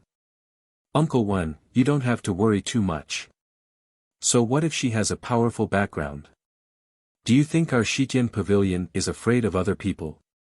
Uncle Wen sighed secretly. "Yes, sir." Gu Xingyin was already a little tired. Among the people besieging her, there were at least 3 sword emperors. If she was not careful, there would be another wound on her body. At this moment, a powerful aura locked on her. Gu Xingyin's heart trembled. He looked up and saw a grey-robed elder. "My young master wants the Taisui fungus in your hands. If it's convenient for you, my Shitian Pavilion can give you a generous compensation." Shitian Pavilion? Gu Xingyin looked over there. As expected, she saw Bai Xinya's figure. The young master of Shitian Pavilion, Shi Lufeng, was the scumbag Gu Xingyin fell in love with in the original plot. After Gu Xingyin came to this world, she had been practicing hard for 10 years. Naturally, she did not fall in love with Shi Lufeng in the original plot. She did not expect to meet him at this time. The pressure on the old man in grey was too strong. He was actually a sword venerable. But it was absolutely impossible for her to hand over the Taisui. Gu Xingyin said coldly, "The Taisui is very useful to me. You'd better give up this idea." When had the grey-robed old man ever been rejected in such a blatant manner? His expression darkened. Since that's the case, this old man will have to put in some effort. The aura of a sword venerable exploded in an instant, and the 3 sword emperors who were besieging Gu Xingyin retreated one after another. Gu Xingyin only felt an aura coming towards him. He couldn't suppress the injuries in his body for a moment, and he spat out a mouthful of blood. She raised the sword in her hand. The system shouted anxiously in Gu Xingyin's mind, "The host situation is not optimistic, please do not force yourself." Gu Xingyin said, "I specially found this Taisui for master. I don't know when it will appear again. You can't hand it over." Chi. Gu Xingyin only felt a chill as the long sword pierced through his body. She felt a little weak in her body. Using her hand to support her sword, she knelt on the ground. A hint of killing intent flashed in the eyes of the grey-robed old man. Since they had become enemies, such a person couldn't be left in the world. "How dare you?" An angry voice seemed to come from the sky. The grey-robed old man only felt a flash in front of his eyes, and his body was cold. A snow-white corner of clothes flashed past, and this was the last scene he saw. Xuanke didn't look at the grey-robed old man lying on the ground.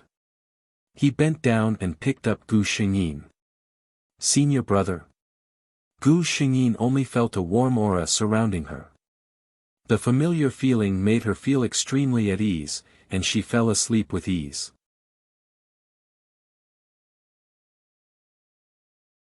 Chapter 97. When Xian Ku saw his junior sister covered in blood, his heart, which had always been calm, actually started to panic. He was afraid that he was a step too late. Fortunately, he hugged the person in his arms. Fortunately, the situation wasn't too bad. He turned around and his indifferent eyes swept across the dumbfounded crowd. Sword! Sword Saint! Someone couldn't help but cry out in a low voice. To be able to kill a sword saint without even drawing his sword, who else could it be but a sword saint? Xuanke ignored these people and turned to leave with Gu Xingyin in his arms. These people secretly breathed a sigh of relief, especially those who had participated in the siege of Gu Xingyin. They were secretly happy that they had escaped. Who knew that in the next moment, a sword light that seemed to be able to cover the sky would descend? Xuanke's words resounded in everyone's hearts, "Those who hurt my junior sister will pay with blood." One after another, blood-curdling screams came from all directions. None of those who had participated in the siege of Gu Xingyin were spared. Bai Xinya couldn't help but shiver. Her gaze drifted in the direction that Xuanke had left. A sword saint. Was he so powerful? If someone could protect her like this. She lowered her eyes, hiding the desire in them. When Gu Xingyin woke up, she felt pain all over her body. "System, can I apply to block out the pain?" She discussed with the system. The system was unwilling to cooperate. The system has warned the host before to stop dangerous actions. This will lead to extremely serious consequences, even the death of the host's physical body in this world. Since the host didn't listen to the advice, then you must be prepared to suffer. For some reason, Gu Xingyin could hear the concern in the system's words. She begged for mercy. "All right, I'll be careful next time." Being careful, not guaranteeing that it wouldn't happen again. Gu Xingyin thought that there were some things that could not be avoided just because one knew the consequences. After all, the system was just an artificial intelligence. It couldn't understand Gu Xingyin's subtext. Moreover, the host's performance had always been excellent. The naive system was quickly coaxed into forgiving Gu Xingyin. "Junior sister, you're awake." Xuanke came in with a tray in his hands. "Senior brother." Gu Xingyin looked at him with an inexplicable sense of guilt. "Since you're awake, drink the medicine." Xuanke ignored him and got up to leave. "Senior brother." Gu Xingyin quickly grabbed his sleeve. Xuanke looked at her with half-closed eyes. "Senior brother, are you angry?" Gu Xingyin said with certainty. Xuanke looked at his junior sister carefully. He didn't even notice that the little girl who looked like she was carved out of jade had grown so big without him noticing. His junior sister took after martial uncle Ling Xiao. She was usually silent and looked at everyone with a cold expression. Only when she was with him would she occasionally show the little temper of an ordinary girl.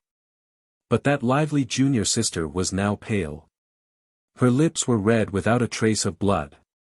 When he saw her, she was kneeling on the ground weakly. He didn't know if she was dead or alive.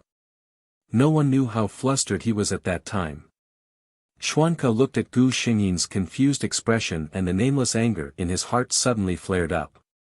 Why would senior brother be angry? What is senior brother angry about? Angry that you're still holding on despite your injuries?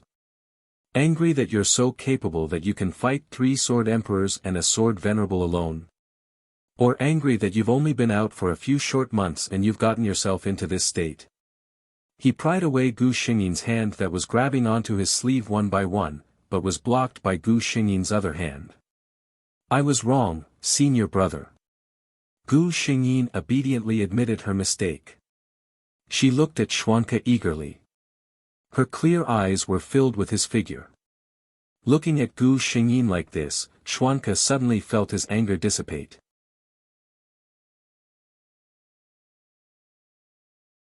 Chapter 98.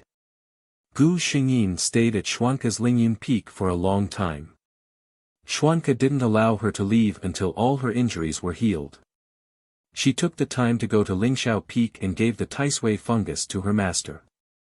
Venerable Lingxiao just shook his head. My swordsmanship has reached the extreme. My only chance of survival is to make another breakthrough. Otherwise, I'll just struggle at death's door for a few hundred years. Gu Xingyin felt bitter in her heart. She smiled. With master's attainments in swordsmanship, you'll definitely make a breakthrough. Venerable Lingxiao looked at his only disciple with a gentle gaze. The only thing I'm worried about is you. However, I've already asked your senior brother to take care of you. He'll take good care of you. His words indicated that he was prepared for the worst. Gu Xingyin had been depressed since she returned from Lingxiao Peak. Xuanca knew that she was worried about martial uncle. Life and death are up to fate.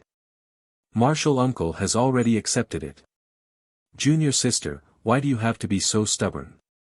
A swordsman must have the determination to face everything head-on. Gu Xingyin understood this logic. Although she could accept it rationally, she couldn't get used to it so quickly emotionally. After all, ever since she came to this world, Ling Xiao was her master and family.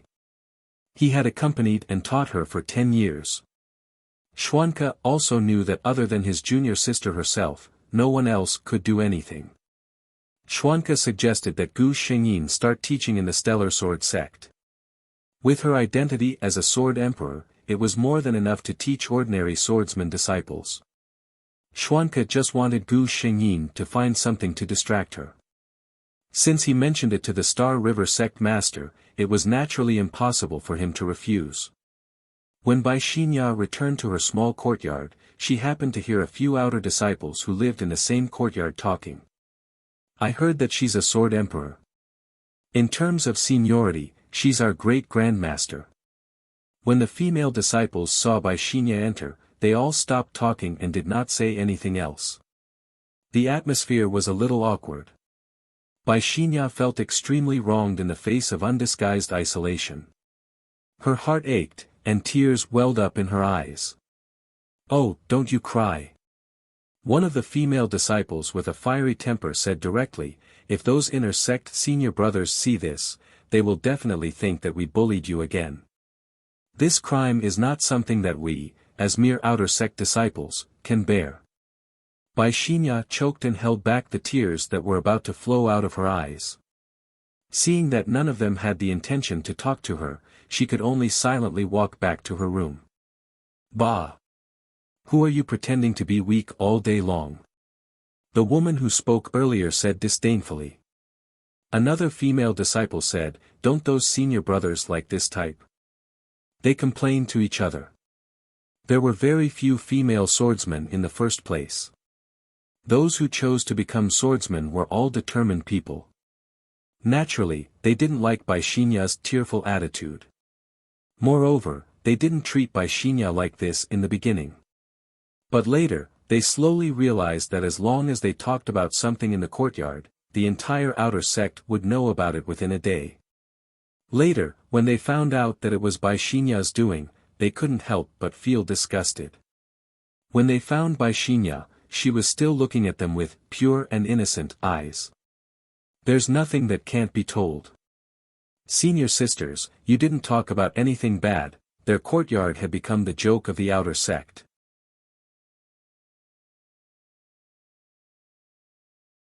Chapter 99. Starnet Sword Sect's Sword Discourse Hall.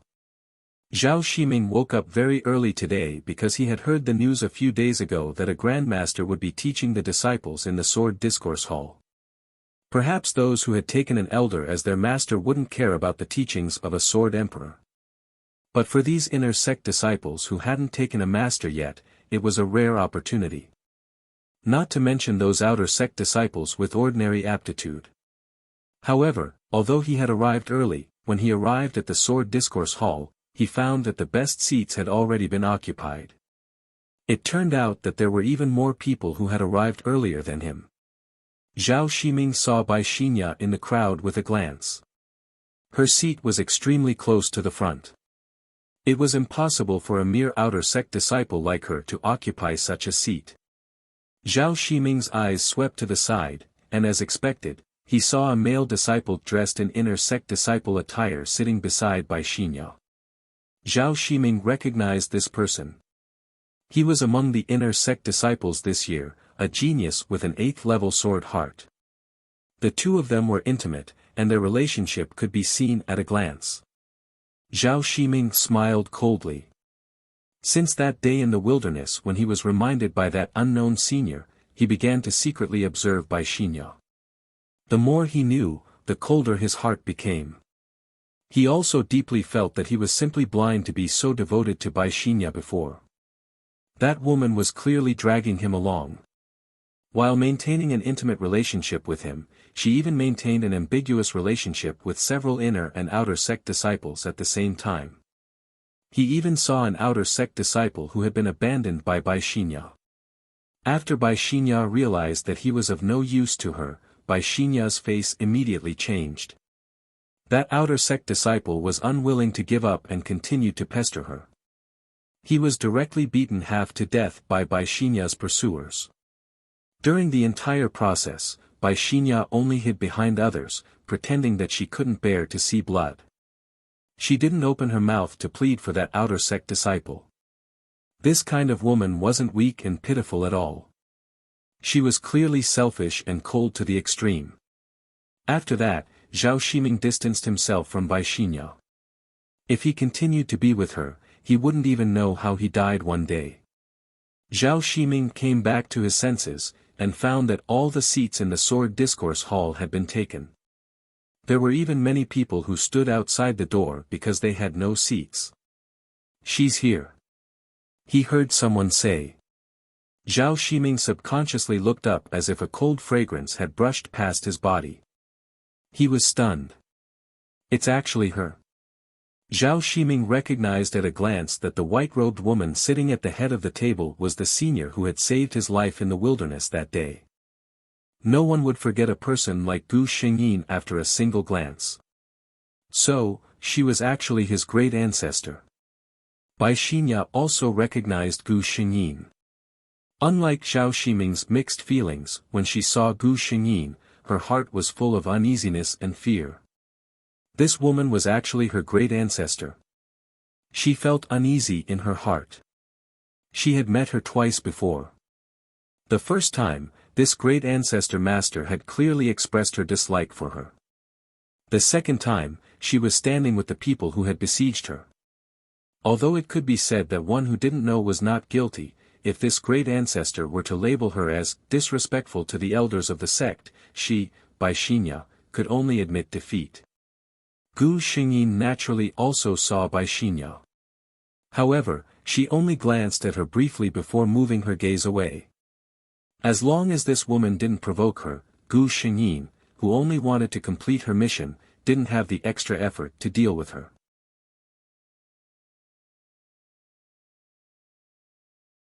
Chapter 100.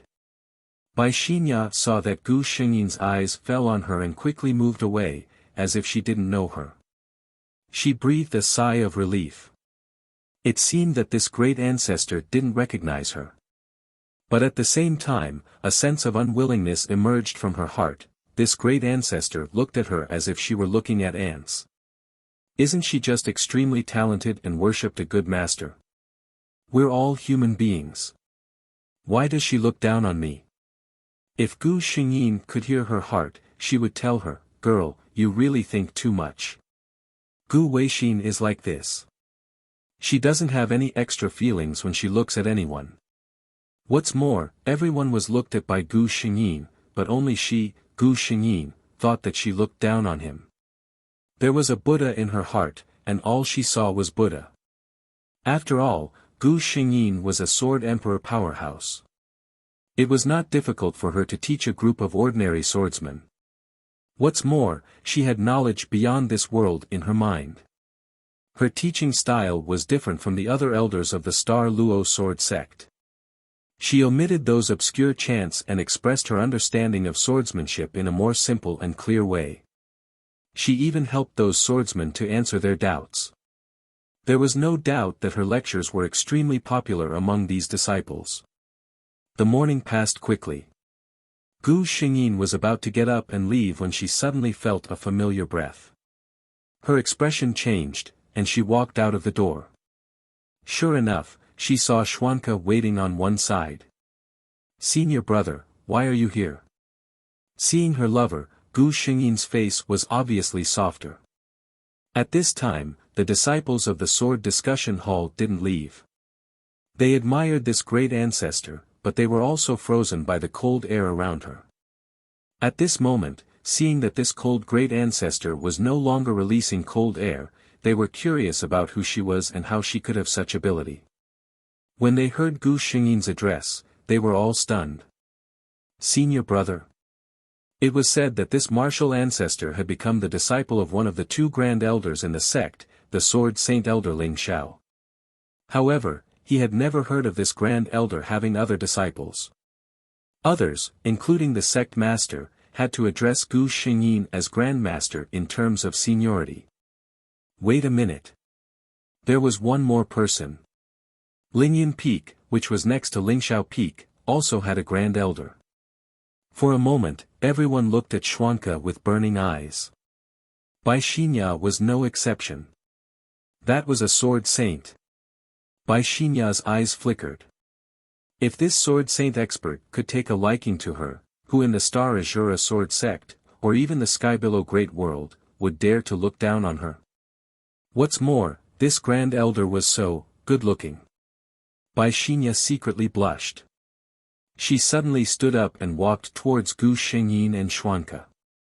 Xuanke was talking to his junior sister when he sensed someone approaching. He glanced at Bai Xinya, feeling slightly impatient. Who was this person?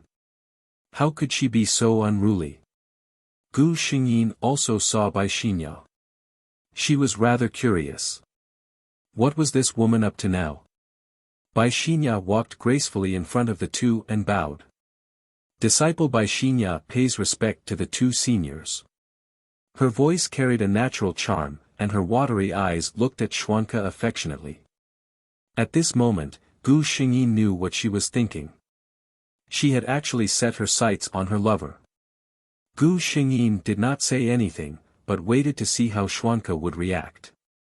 Xuanke frowned. He felt that Bai Xinya's gaze was very strange, and felt a little guilty. This kind of thing should not be seen by his junior sister.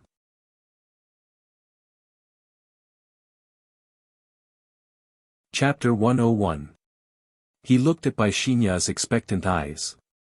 Seeing that his junior sister had no intention of speaking, he asked, "What's the matter?"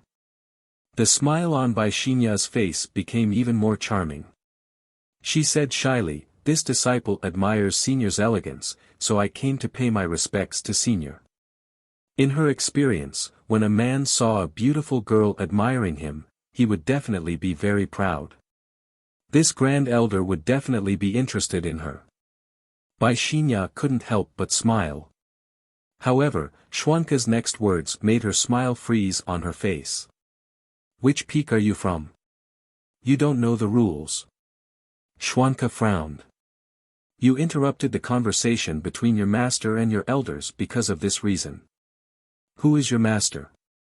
Bai Xinya's face turned pale. She didn't expect things to develop like this. She still wanted to say something, but the pressure from Xuanke's body made it hard for her to breathe.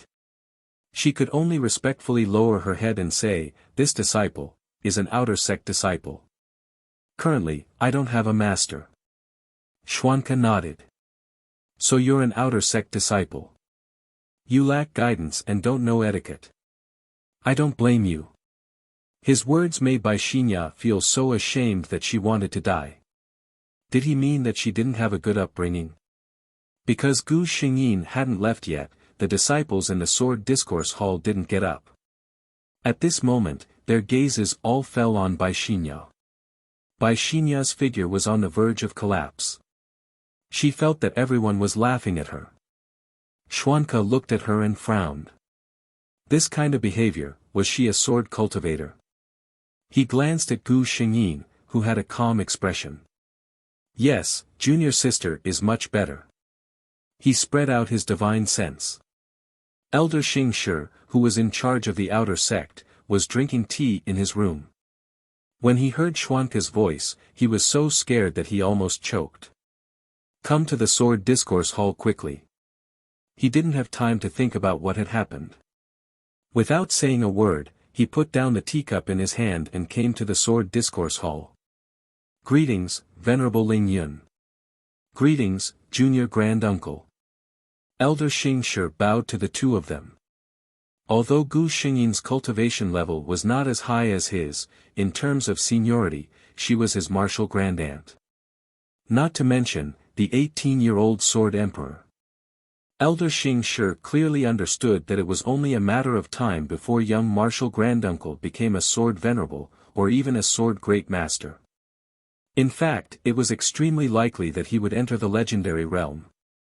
He was sincerely convinced by this salute. Xuanca said indifferently, "Are you in charge of the outer sect disciples? Although he's not your personal disciple, you should still teach him some etiquette and what he should and shouldn't do." Elder Xing Shi was confused. He glanced at Bai Xinya who was standing on the side. Although he didn't understand what had happened, he could guess that this disciple had angered the two people in front of him. No matter how he was going to deal with it, it was more important to apologize first. He hurriedly said, "It's my fault for being negligent in my management. Please forgive me, Junior Grand Uncle." Seeing enlightened Master Xing Shi's attitude, Xuanca didn't say much. He pulled Gu Xingyin and left. Elder Xing Shi respectfully watched the two of them leave. He looked at Bai Xinya who was standing on the side with an aggrieved face. His face was as gloomy as water. "Come with me." He pointed at a few outer sect disciples and said, "You guys, come with me. Tell me what happened." After the people involved left, the disciples who were still in the sword discourse hall burst into an uproar. They were discussing what had just happened. Zhao Shiming sneered and left.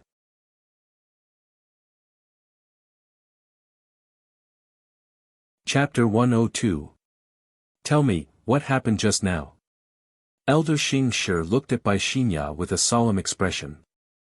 Bai Xinya could not help but shudder when a sword venerable expert looked at her with such a gaze. She cowered and said, I just admire the elegance of the two martial granduncles and wanted to pay my respects." Elder Xing Shi looked at the two disciples beside him and said, "You two, tell me the whole story. Don't leave out a single word." The two disciples did not dare to hide anything. Elder Xing Shi waved his hand to let them leave. He looked at Bai Xinya. After being in charge of the outer sect for so many years, he had seen all kinds of people. The two martial granduncles, who were focused on cultivation and did not care about worldly affairs, might not be able to see through Bai Xinya's thoughts, but it could not be hidden from him. "I've lived for so many years and have seen many ambitious people, but it's the first time I've seen someone like you." His expression was gloomy. Sword cultivation focuses on the cultivation of the heart. You don't think about improving yourself, and your mind is actually filled with these crooked methods. How can you make any progress on the path of the sword? You should be glad that martial granduncles do not intend to pursue this matter. Otherwise, no one will be able to protect you. Go to Reflection Peak and stay there. Come down when you're in a good mood. Bai Xinya immediately became exhausted. Reflection Peak, as the name suggested, was a place where the disciples of the Stellar Sword sect who had made mistakes reflected on their mistakes. It was bone-chilling and desolate all year round. How could one live such a life? However, no one in the outer sect could change Elder Xing Shi's decision. Gu Xingyin had already returned to Lingyun Peak with Xuanca. Ever since she was injured, she had been staying at Lingyun Peak where Xuanca was at. Now that her injuries were mostly healed, neither of them had the intention to let Gu Xingyin return to Lingxiao Peak. However, Venerable Lingxiao was in seclusion, so it was better not to disturb him. "Junior sister, why do you keep looking at me?" Xuanca was a little puzzled. Ever since the two of them left the Sword Discourse Hall, his junior sister had been looking at him with a strange expression. Gu Xingyin suddenly had a mischievous thought. I see that senior brother's face is like jade, your figure is like an orchid, and you are as graceful as an immortal. You can't blame that female disciple for having thoughts about you. Xuanke had never been tormented or teased by anyone before, so he actually blushed for a moment. Junior martial sister, don't talk nonsense. The system was also looking at Gu Xingyin curiously. It seemed that with the completion of one mission after another, the host's personality seemed to have become more lively. Gu Xingyin suddenly smiled. Xuanke looked up and saw this smile. He always knew that his junior sister was beautiful, but he never thought that his junior sister's smile would be so beautiful. It was as if a beam of light had suddenly broken through the darkness, stunning and dazzling. He inexplicably felt that his heart was beating a little faster when he saw this smile. Senior brother, you're so handsome. It's normal for girls to admire you. Senior brother, don't be shy. Xuanke didn't answer Gu Xingyin. He looked at his junior sister's smiling face and suddenly asked an inexplicable question. The junior sister's color is better than that of senior brother, and there will be many people who admire junior sister. Gu Xingyin is stuck for a while.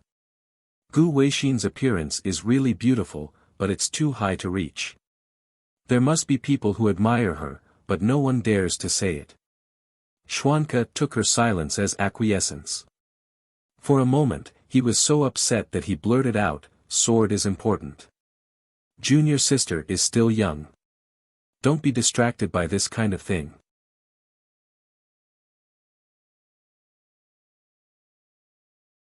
Chapter 103. After that, Gu Xingyin regularly lectured on the way of the sword at the Sword Discourse Hall every few days. The news outside also gradually spread. Not long ago, the Ice Heart Sword Emperor who made a name for herself in the Tianlan continent was actually the martial grandmaster who lectured on the way of the sword for them. Gu Xingyin very clearly felt that the number of disciples coming to the Sword Discourse Hall had increased recently. Moreover, those disciples all looked at her with an expression of worship. For some reason, Xuanke would come to the Sword Discourse Hall every day after she finished lecturing on the way of the sword to bring her back to Lingyun Peak. Until one day, the system suddenly sent a message to Gu Xingyin. Bai Xinya and Shi Lufeng actually appeared together in the Phoenix Perching Valley in the southern region of the Tianlan Great World. Gu Xingyin, who knew the original plot, naturally knew that this Phoenix Perching Valley was clearly an active volcano. This was where Bai Xinya was poisoned by the fire poison. Bai Xinya was currently reflecting on her mistakes at Reflection Peak. How did she run to Phoenix Perching Valley? Before Gu Xingyin could ask, she received the system's order. You want me to go to Phoenix Perching Valley and stop Bai Xinya from obtaining the fiery eye-flowing serum? Gu Xingyin asked. To be honest, ever since Gu Xingyin started accepting missions, the system almost never asked her to carry out any missions. Suddenly giving such an order made her feel a little curious. The system didn't know the twists and turns in Gu Xingyin's mind.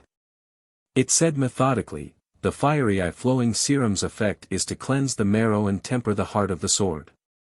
Bai Xinya's goal is to use the fiery eye-flowing serum to raise her aptitude.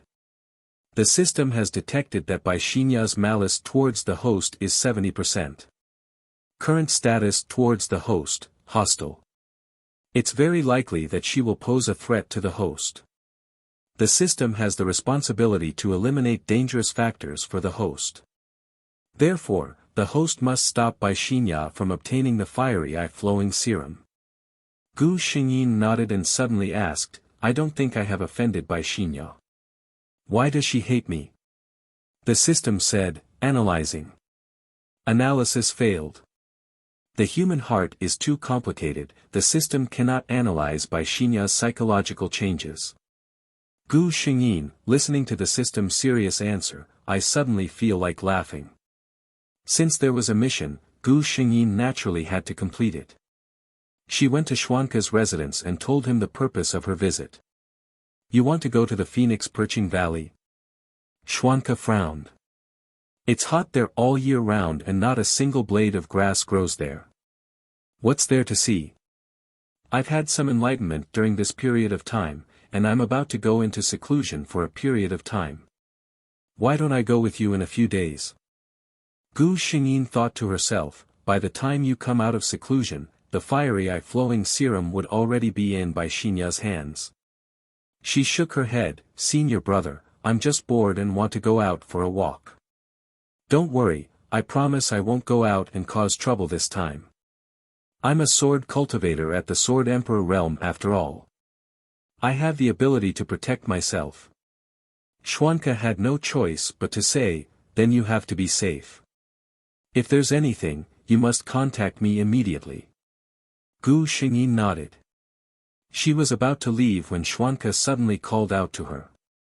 Seeing his junior sister looking at him with some doubt, Xuanke only felt his face heat up slightly. Junior sister, you're inexperienced in the world. Don't be deceived by others outside.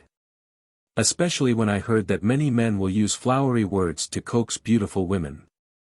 Gu Xingyin heard this and could not maintain her facial expression for a moment. She burst out laughing. I know, senior brother. Don't worry, I won't even look at those who aren't as good looking as you.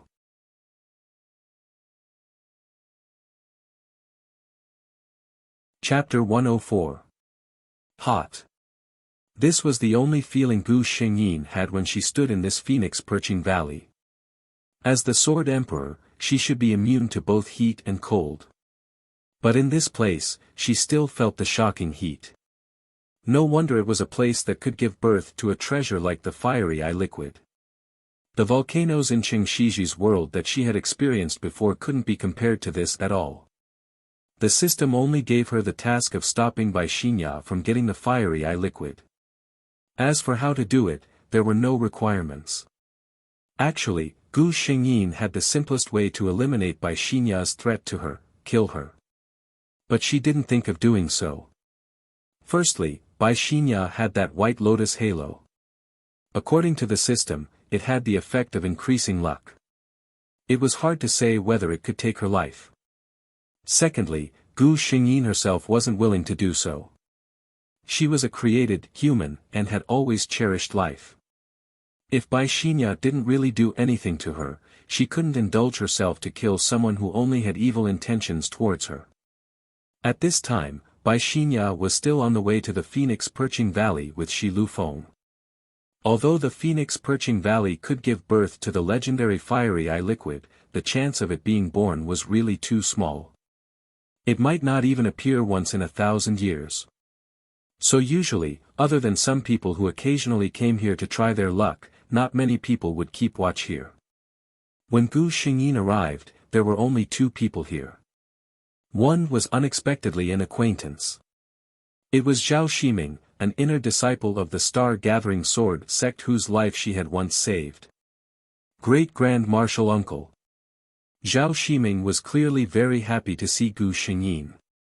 He glanced at Gu Xingyin and suddenly said in a low voice, Great-Grand Marshal Uncle, please come with me. Gu Xingyin followed him to one side.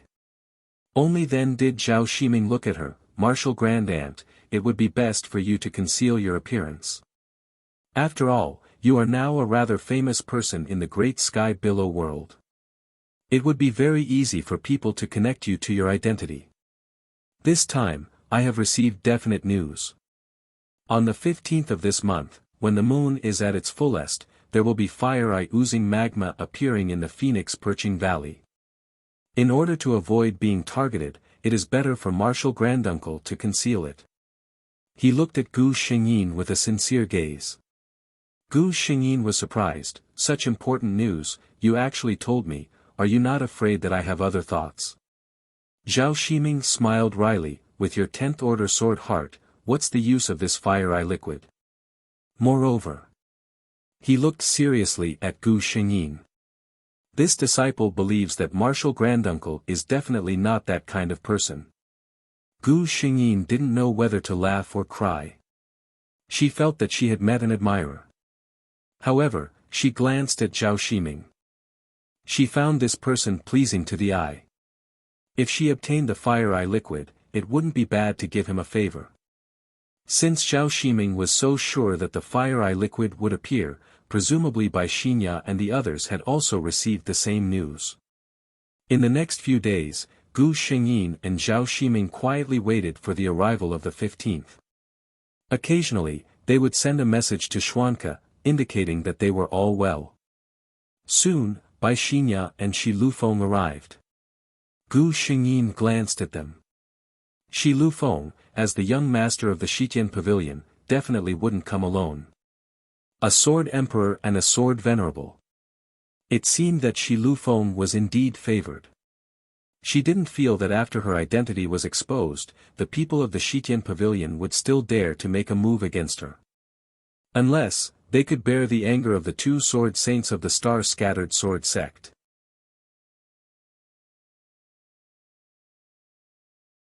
Chapter 105. Bai Xinya also saw Zhao Ximing. She was a little uneasy, afraid that Zhao Ximing would come to her. Since catching up with Shi Lufeng, she has been alienated from Zhao Ximing and others. Of course, she doesn't think it's because Shi Lufeng's temper is too overbearing, but she feels that she has found true love. In fact, she thinks too much. Zhao Ximing doesn't mean to pay attention to her at all. Instead, Bai Xinya looks at Gu Xingyin. Because of the cloak, she didn't recognize who Gu Xingyin is. Looking at Zhao Ximing's attentive appearance to her, she thought it was his new love. Thinking of this possibility, she was unhappy again. She felt that she thought she treated Zhao Ximing with sincerity. Unexpectedly, she found a new person so quickly, which made her feel betrayed. She completely forgot that there was a Shi Lufeng standing beside her. The more Bai Xinya thought about it, the more unwilling she felt. She got up and walked to Zhao Ximing. "Brother Zhao, long time no see." Zhao Ximing nodded coldly. That Shi Lufeng stood beside Bai Xinya, just like a flower protector. Looking at Zhao Ximing's expression is very alert. Gu Xingyin is suddenly curious. What happened to the original body Gu Weixin? She gave up so many excellent pursuers and looked at Shi Lufeng in this man. "Brother Zhao, are you here for the fire eye?" As soon as Bai Xinya said this, the eyes around all looked over. Zhao Ximing once again scolded himself for being blind at the beginning. He actually liked such a brainless woman. Can such words be said casually? Seeing that Zhao Ximing didn't speak, Bai Xinya suddenly bit her lip. "I'm also here for the fire eye." "Brother Zhao, your sword heart level is so high that you certainly don't need it. Can you give it to me?" Before Zhao Ximing could refuse, Gu Xingyin on the side spoke. "No." Bai Xinya only felt that the voice sounded familiar, but she didn't think about it. "Who are you? What right do you have to answer my question on behalf of Senior Marshal Brother Zhao?" Bai Xinya was not as gentle towards Gu Xingyin, who was also a woman. At this time, Zhao Ximing recovered from the shock of the goddess speaking up for him. Hearing that the goddess was being questioned, he immediately said bluntly, "Her opinion is my opinion. It just so happens that I also need the fiery eye fluid. Let's just rely on our own abilities." Bai Xinya looked at Zhao Ximing in disbelief. "Senior Brother Zhao, you weren't like this before." Zhao Ximing silently said in his heart, "I think so too. I must have been possessed by the devil in the past." Shi Lufeng was already impatient. He put his arm around Bai Xinya's waist and looked at Zhao Ximing and Gu Xingyin in disdain. "Xinya, don't worry. I promise that the fiery eye liquid will be yours." Bai Xinya looked at the two experts standing behind him and smiled sweetly, nestling in his arms obediently. At this time, the surrounding temperature suddenly rose sharply. Zhao Ximing and the others were fine, but Bai Xinya screamed. Her exposed skin couldn't withstand the high temperature, and a string of blisters appeared on it. "I'm afraid that the fiery eye liquid is about to be born." Gu Xingyin glanced at Zhao Ximing. The two nodded and rushed towards the depths of Phoenix Perching Valley. "You guys go in too." You must bring the fiery eye liquid back. Shi Lufeng comforted by Xinya and turned to order the two experts behind him.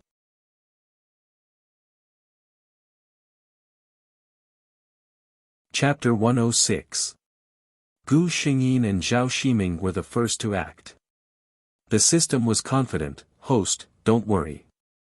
Under the same conditions, your chances of obtaining the treasure are higher than anyone else." The saying that the protagonist is favored by the laws of the world is not without reason. The truth was just as the system had said. While the others were still fretting over whether or not the magma had appeared, Zhao Ximing had already followed Gu Xingyin all the way to the place where the magma was flowing out of the Eye of Fire. Zhao Ximing said joyfully, "Rumor has it that the fire eye flowing lava is extremely hard to find. Normally, it would take 10 days to half a month to find it. I didn't think that our luck would be so good this time, to actually obtain this item on the first day." Gu Xingyin could only maintain her smile. Zhao Ximing carefully took out a palm-sized white jade bottle. Gu Xingyin could tell at a glance that this was made of cold jade. It seemed that Zhao Ximing had made a lot of preparations for this fire eye flowing lava. The entire pool of fiery eye liquid was actually completely filled by this small bottle that was no more than an inch long. Zhao Ximing carefully put away the bottle. After hesitating, he said to Gu Xingyin, "Elder, this fire eye flowing lava." Gu Xingyin had already opened her mouth to interrupt him. "I have no use for this fire eye flowing lava, you can keep it."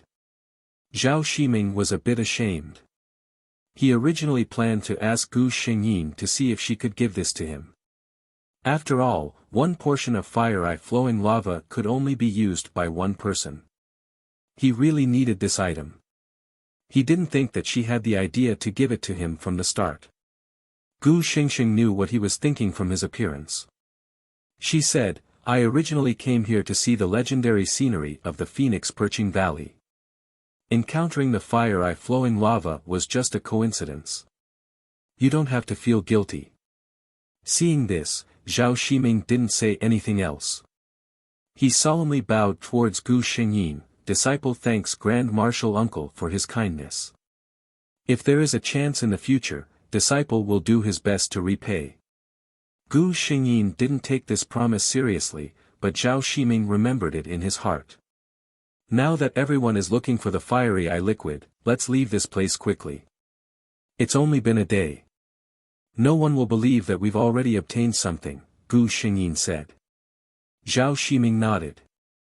Sure enough, when the two of them arrived at the exit of the Phoenix Perching Valley, they saw the forces of the Washing Heavens Pavilion guarding there.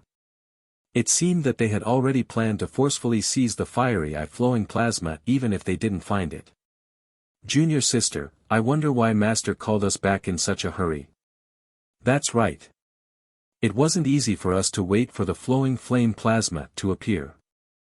Who would have thought that before we even started looking for it, it would already be discovered by a sect?" When the guard at the door saw the two of them in a hurry, it seemed like they really did have something urgent to attend to.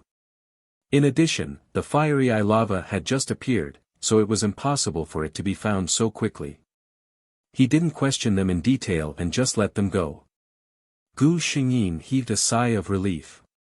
Although she was not afraid of a fight, it would inevitably delay time.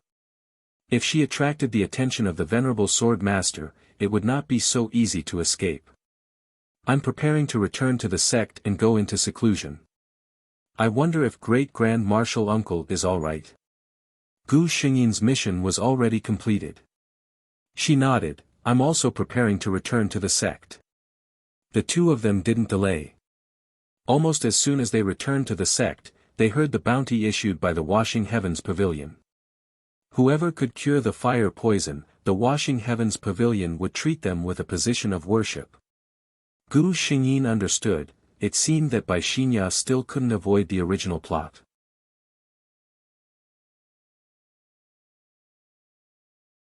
Chapter 107. Clap.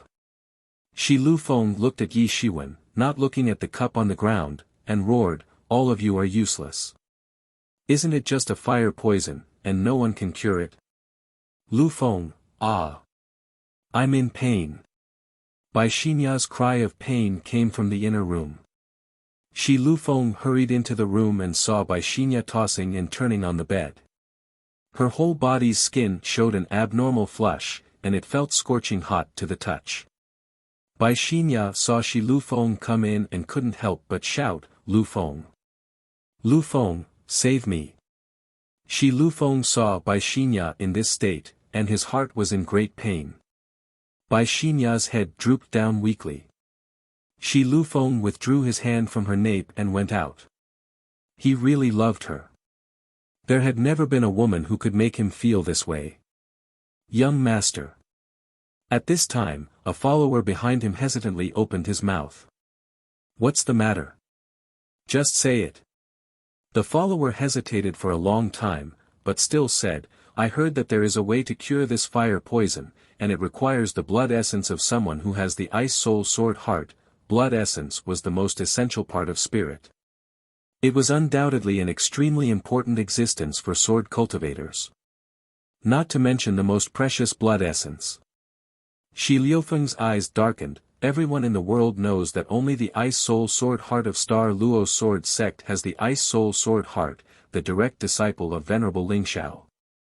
Are you asking me to offend a sword saint expert? Star Luo Sword Sect would never agree to use half of the blood essence of an 18-year-old sword emperor expert to save an outer disciple. The follower hurriedly knelt on the ground in fear. I've only heard of this matter. I don't have any other thoughts. All right. Get up. Don't mention this matter to anyone else. The follower left trembling with fear. Shi Lufeng stood alone in the same place, slowly sinking into deep thought. On this side, Gu Xingyin already knew that Bai Xinya had been poisoned by the fire poison. She knew that if nothing unexpected happened, Shi Lufeng would soon know the way to cure it, and in the end, he would still target her. Gu Xingyin had to admit that Shi Lufeng really loved Bai Xinya to the bone. But this couldn't be a reason for him to wantonly hurt others for Bai Xinya. Gu Xingyin decided to give them a big gift. The next day, a piece of news. It was said that the lover of Shi Lufeng, the young master of the Washing Heavens Pavilion, was poisoned by fire, and the only antidote was the blood essence of the Ice Heart Sword Empress of the Star-Gathering Sword Sect. As soon as the rumor came out, gossiping, everyone waited. Mainly, both were too famous. Although Shi Lufeng Pavilion could be considered a big force in the Great Sky Billow world, compared to Star Luo Sword Sect, there was still a big gap. Needless to say, Ice Soul Sword Heart made a big name for herself in the Great Sky Billow world a long time ago, and then exposed her identity in the swamp battle. She turned out to be the personal disciple of Star Luo Sword Sect Sword Saint Expert, Venerable Ling Xiao, an 18-year-old sword emperor, a peerless genius born with the Ice Soul Sword Heart. Shi Liufeng's face was livid. He had obviously concealed this matter very well. Who on earth leaked the news?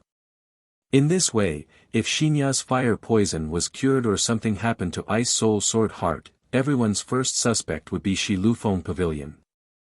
Gu Xingyin smiled slightly. I wonder if you're satisfied with this gift.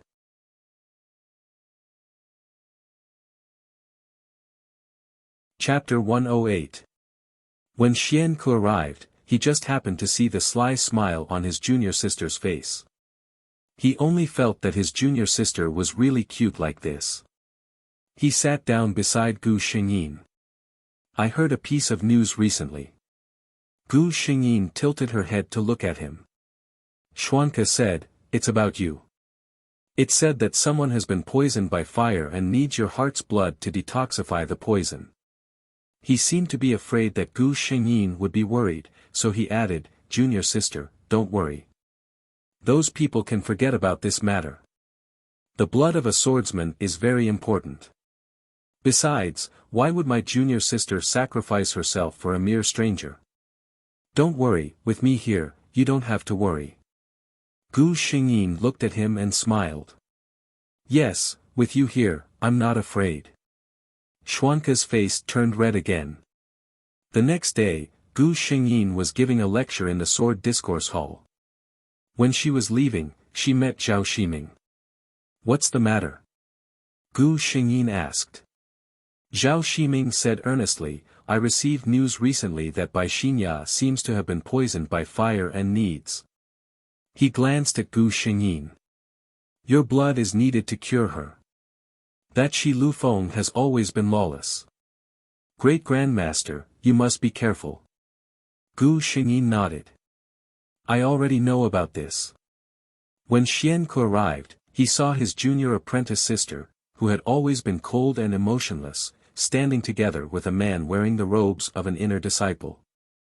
The two of them were extremely close to each other, and looking at junior apprentice sister's expression, the two of them seemed to be very familiar with each other. He didn't know why, but he remembered the conversation he had with his junior sister before. With his junior sister's charm, she must have many admirers in the sect. Thinking of this, an uncontrollable anger rose in his heart. Junior sister. He quickly walked to Gu Xingyin's side. Zhao Shiming recognized this Lingyun venerable and quickly bowed to him. Senior brother, you're here. Xuanke looked at Zhao Shiming.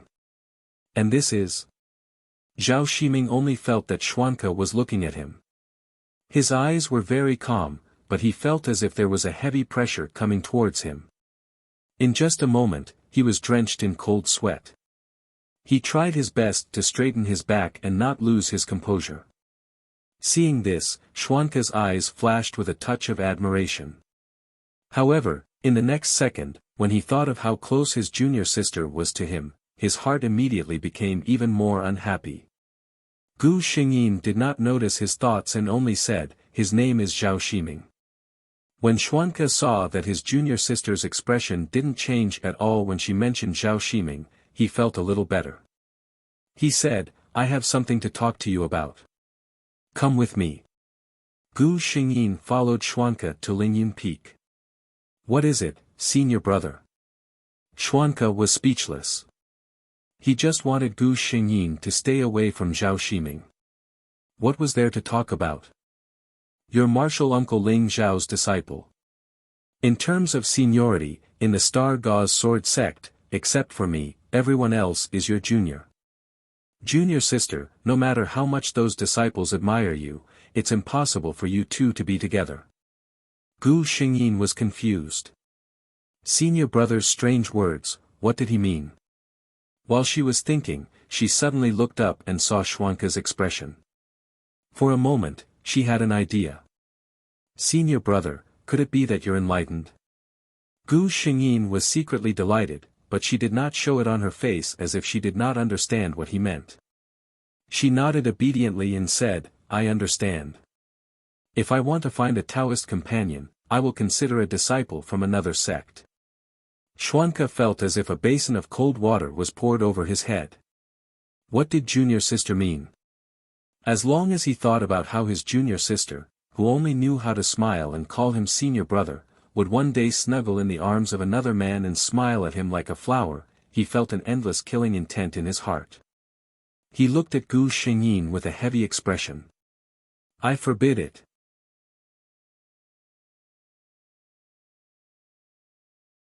Chapter 109. Gu Xingyin raised her head. She didn't seem to understand why her normally gentle senior apprentice brother was suddenly so angry. She was a little uneasy. What's wrong, senior apprentice brother? Did I say something wrong? Could it be that the people outside can't do it? Xuanke looked at his normally cold junior apprentice sister who was surprised and uneasy because of his words. Her seductive red lips opened and closed, as if waiting for someone to pluck them. A thought that he had never had before suddenly surged in his heart. This thought came too suddenly and too violently. He couldn't control himself, and he didn't want to control himself. So he followed his heart. This kiss came too suddenly. The second before Gu Xingyin was kissed, she was still complaining to the system, if I knew that being jealous was so useful, I would have used it long ago. After that, she fell into a daze.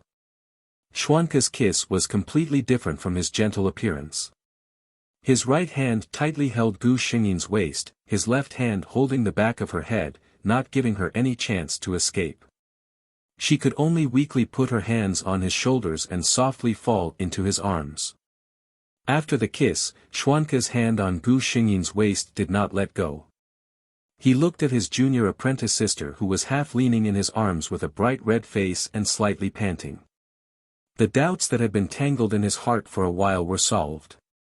So, he actually had this kind of feeling towards his junior apprentice sister.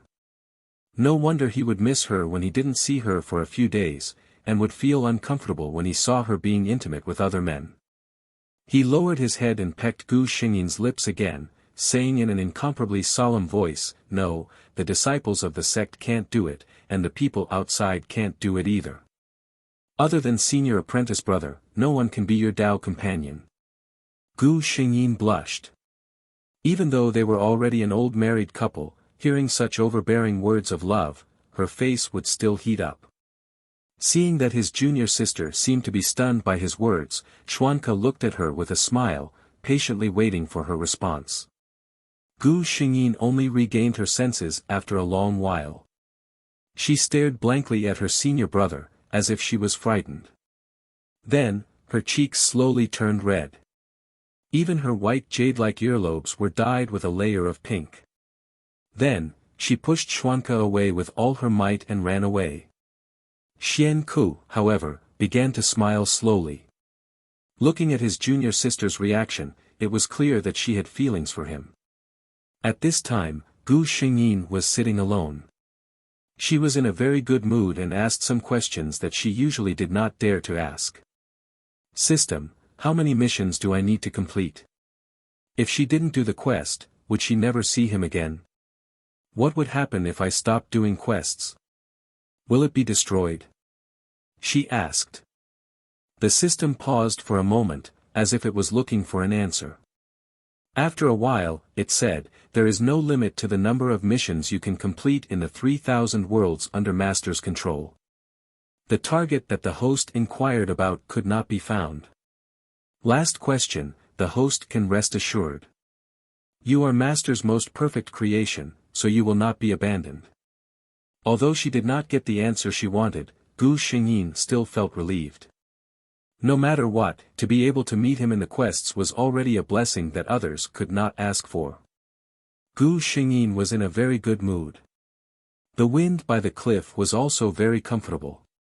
She actually fell asleep here unknowingly. When Schwanka came over, he saw his junior sister who was sleeping soundly. His gentle gaze wandered around her face for a moment. Then, he bent over and picked her up. Gu Xingyin felt the familiar embrace in a daze. She only rubbed against his chest, let out a few meaningless murmurs, and fell asleep again. Seeing that his junior sister trusted him so much, Schwanka's expression became even more gentle.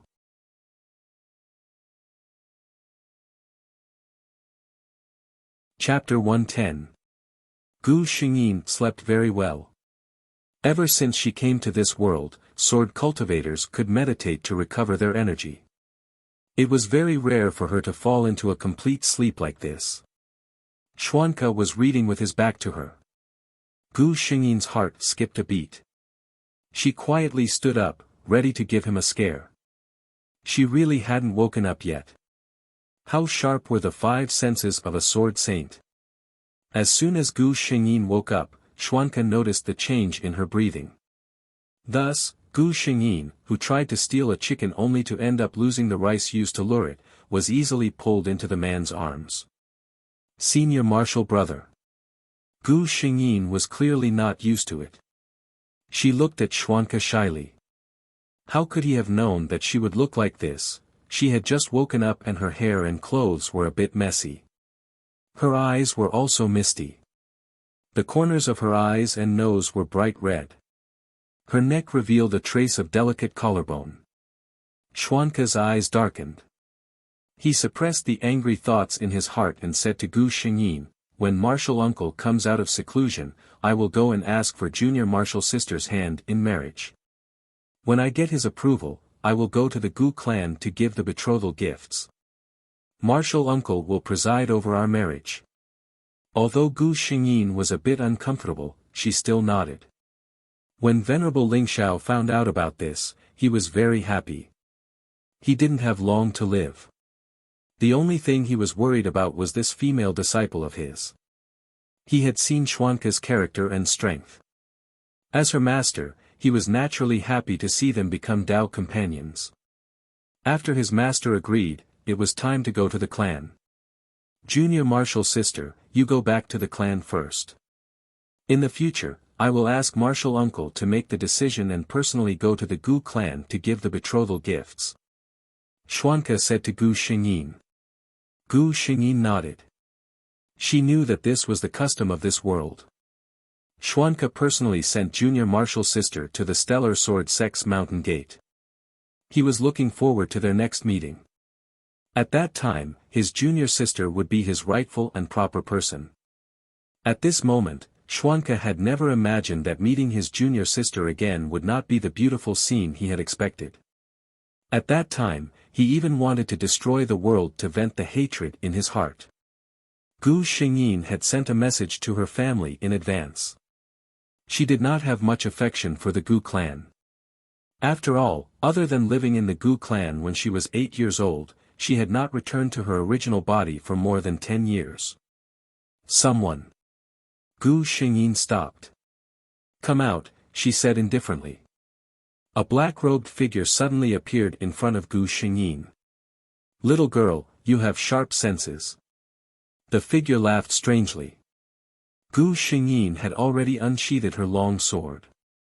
She could feel the strength of the person in front of her. He was probably not someone she could withstand. When the black-robed man saw her appearance, he did not care at all. A sword emperor who is not even 20 years old, you are indeed talented, as expected of the 10th level Ice Soul Sword Heart. But you are unlucky to have met. He suddenly stopped talking. In the next moment, he had already appeared behind Gu Xingyin. Gu Xingyin did not even have time to draw her sword. She felt her vision go black. Sword sect.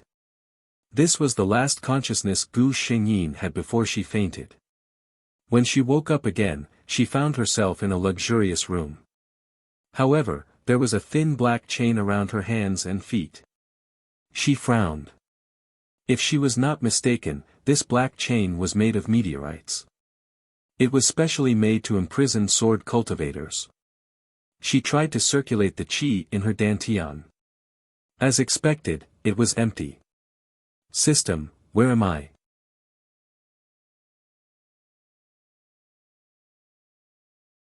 Chapter 111. Before the system answered, Gu Xingyin probably knew where she was. The door was opened with a creak, and a familiar face of Gu Xingyin appeared in front of her. Shi Lu Feng. Gu Xingyin secretly said, I tried to guard against it, but I didn't expect that I still couldn't avoid this plot. Shi Lu Feng took Gu Weixin's heart blood for Bai Xinyao. Even if she avoided meeting Shi Lu Feng, she still couldn't avoid it. Shi Lu Feng came in and saw that Gu Xingyin was awake. A trace of surprise flashed across his face, but it was quickly hidden. Ice Heart Sword Emperor, I've heard a lot about you. He greeted with a smile. Gu Xingyin glanced at him and said coldly, what does this mean? Shi Lu Feng saw the other party's cold and arrogant attitude and didn't care. I think the Ice Heart Sword Emperor also knew the news that my lover was poisoned by fire and needed something to detoxify. Gu Xingyin, my heart's blood. Her eyes stared straight at Shi Lu Feng. Shi Tian Pavilion's young pavilion master has ever thought, I Gu Wei Xian's heart blood, she cannot afford. Shi Lu Feng only felt that the woman's gaze was too oppressive. He even had the idea of avoiding it for a moment, which made him feel embarrassed. He sneered and said, it's not up to the Ice Heart Sword Emperor to worry about it. I'll arrange it. Gu Xingyin sneered, is Shitian Pavilion ready to bear the anger of my master and senior brother? Shi Liufeng's heart flashed a trace of guilty conscience. This time he caught Gu Xingyin. He didn't tell his father that he lived in Shitian Pavilion. Because he knew that his father must not offend the Star Sword Sect, which had 2 sword saints, for Xinyao. But in front of Gu Xingyin, he naturally wouldn't show it. His tone was full of malice. As long as you don't say it, who will know that the Ice Heart Sword Emperor came to me before he disappeared? Gu Xingyin's heart sank. Shi Liufeng's meaning was clearly to get rid of the donkey after it had outlived its usefulness, destroying the corpse and erasing all traces. After Shi Liufeng left, Gu Xingyin called out to the system, "Can you help me unlock this chain?" The system replied, "I'm sorry, host. The system is unable to exert any external force on anything in this world." Gu Xingyin. "Then can you help me contact the people outside?" The system said, "Hold on, let me check the authority." The system can randomly send a distress signal to anyone that the host has come into contact with. Gu Xingyin said helplessly, "What if it's an outer sect disciple that you've only met once?" The system said, "The system authorization can only be issued once. This should be what the humans call, relying on luck." Gu Xingyin nearly choked. Although Gu Xingyin complained that the system was unreliable, it was still their only hope. Gu Xingyin only hoped that the system could randomly select a more reliable person. Zhao Shiming had just returned from sword practice. Ever since he used the fiery eye fluid to supplement the secret technique to refine his sword heart, his realm had improved very quickly. Now, he was very confident that he could get a good ranking in the upcoming inner sect grand competition, and strive to be accepted as a disciple by one of the elders. He thought of that figure that was as cold as snow. If that was the case, would he be closer to her? He didn't expect to be able to stand beside her. He only wanted to be able to look at her from afar. At this moment, a white light appeared in front of him. A row of fluorescent words slowly appeared in the air. "Gu Weixin is in trouble, Shi Tian Pavilion Linquan Villa, save him quickly."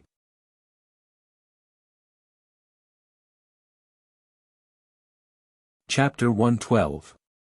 The light quickly dissipated as if it had never existed. Zhao Shiming didn't dare to hide anything. He immediately went to see the sect master. "Are you serious?" Sage Xing. He suddenly stood up from his seat.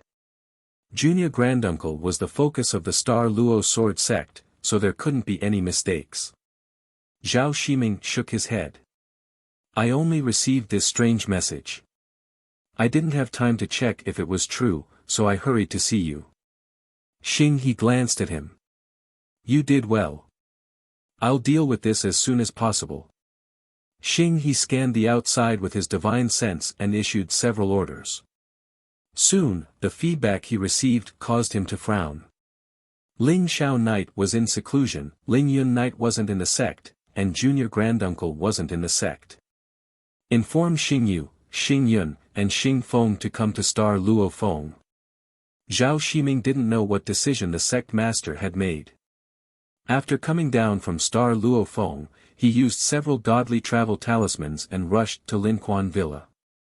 Gu Xingyin felt very cold.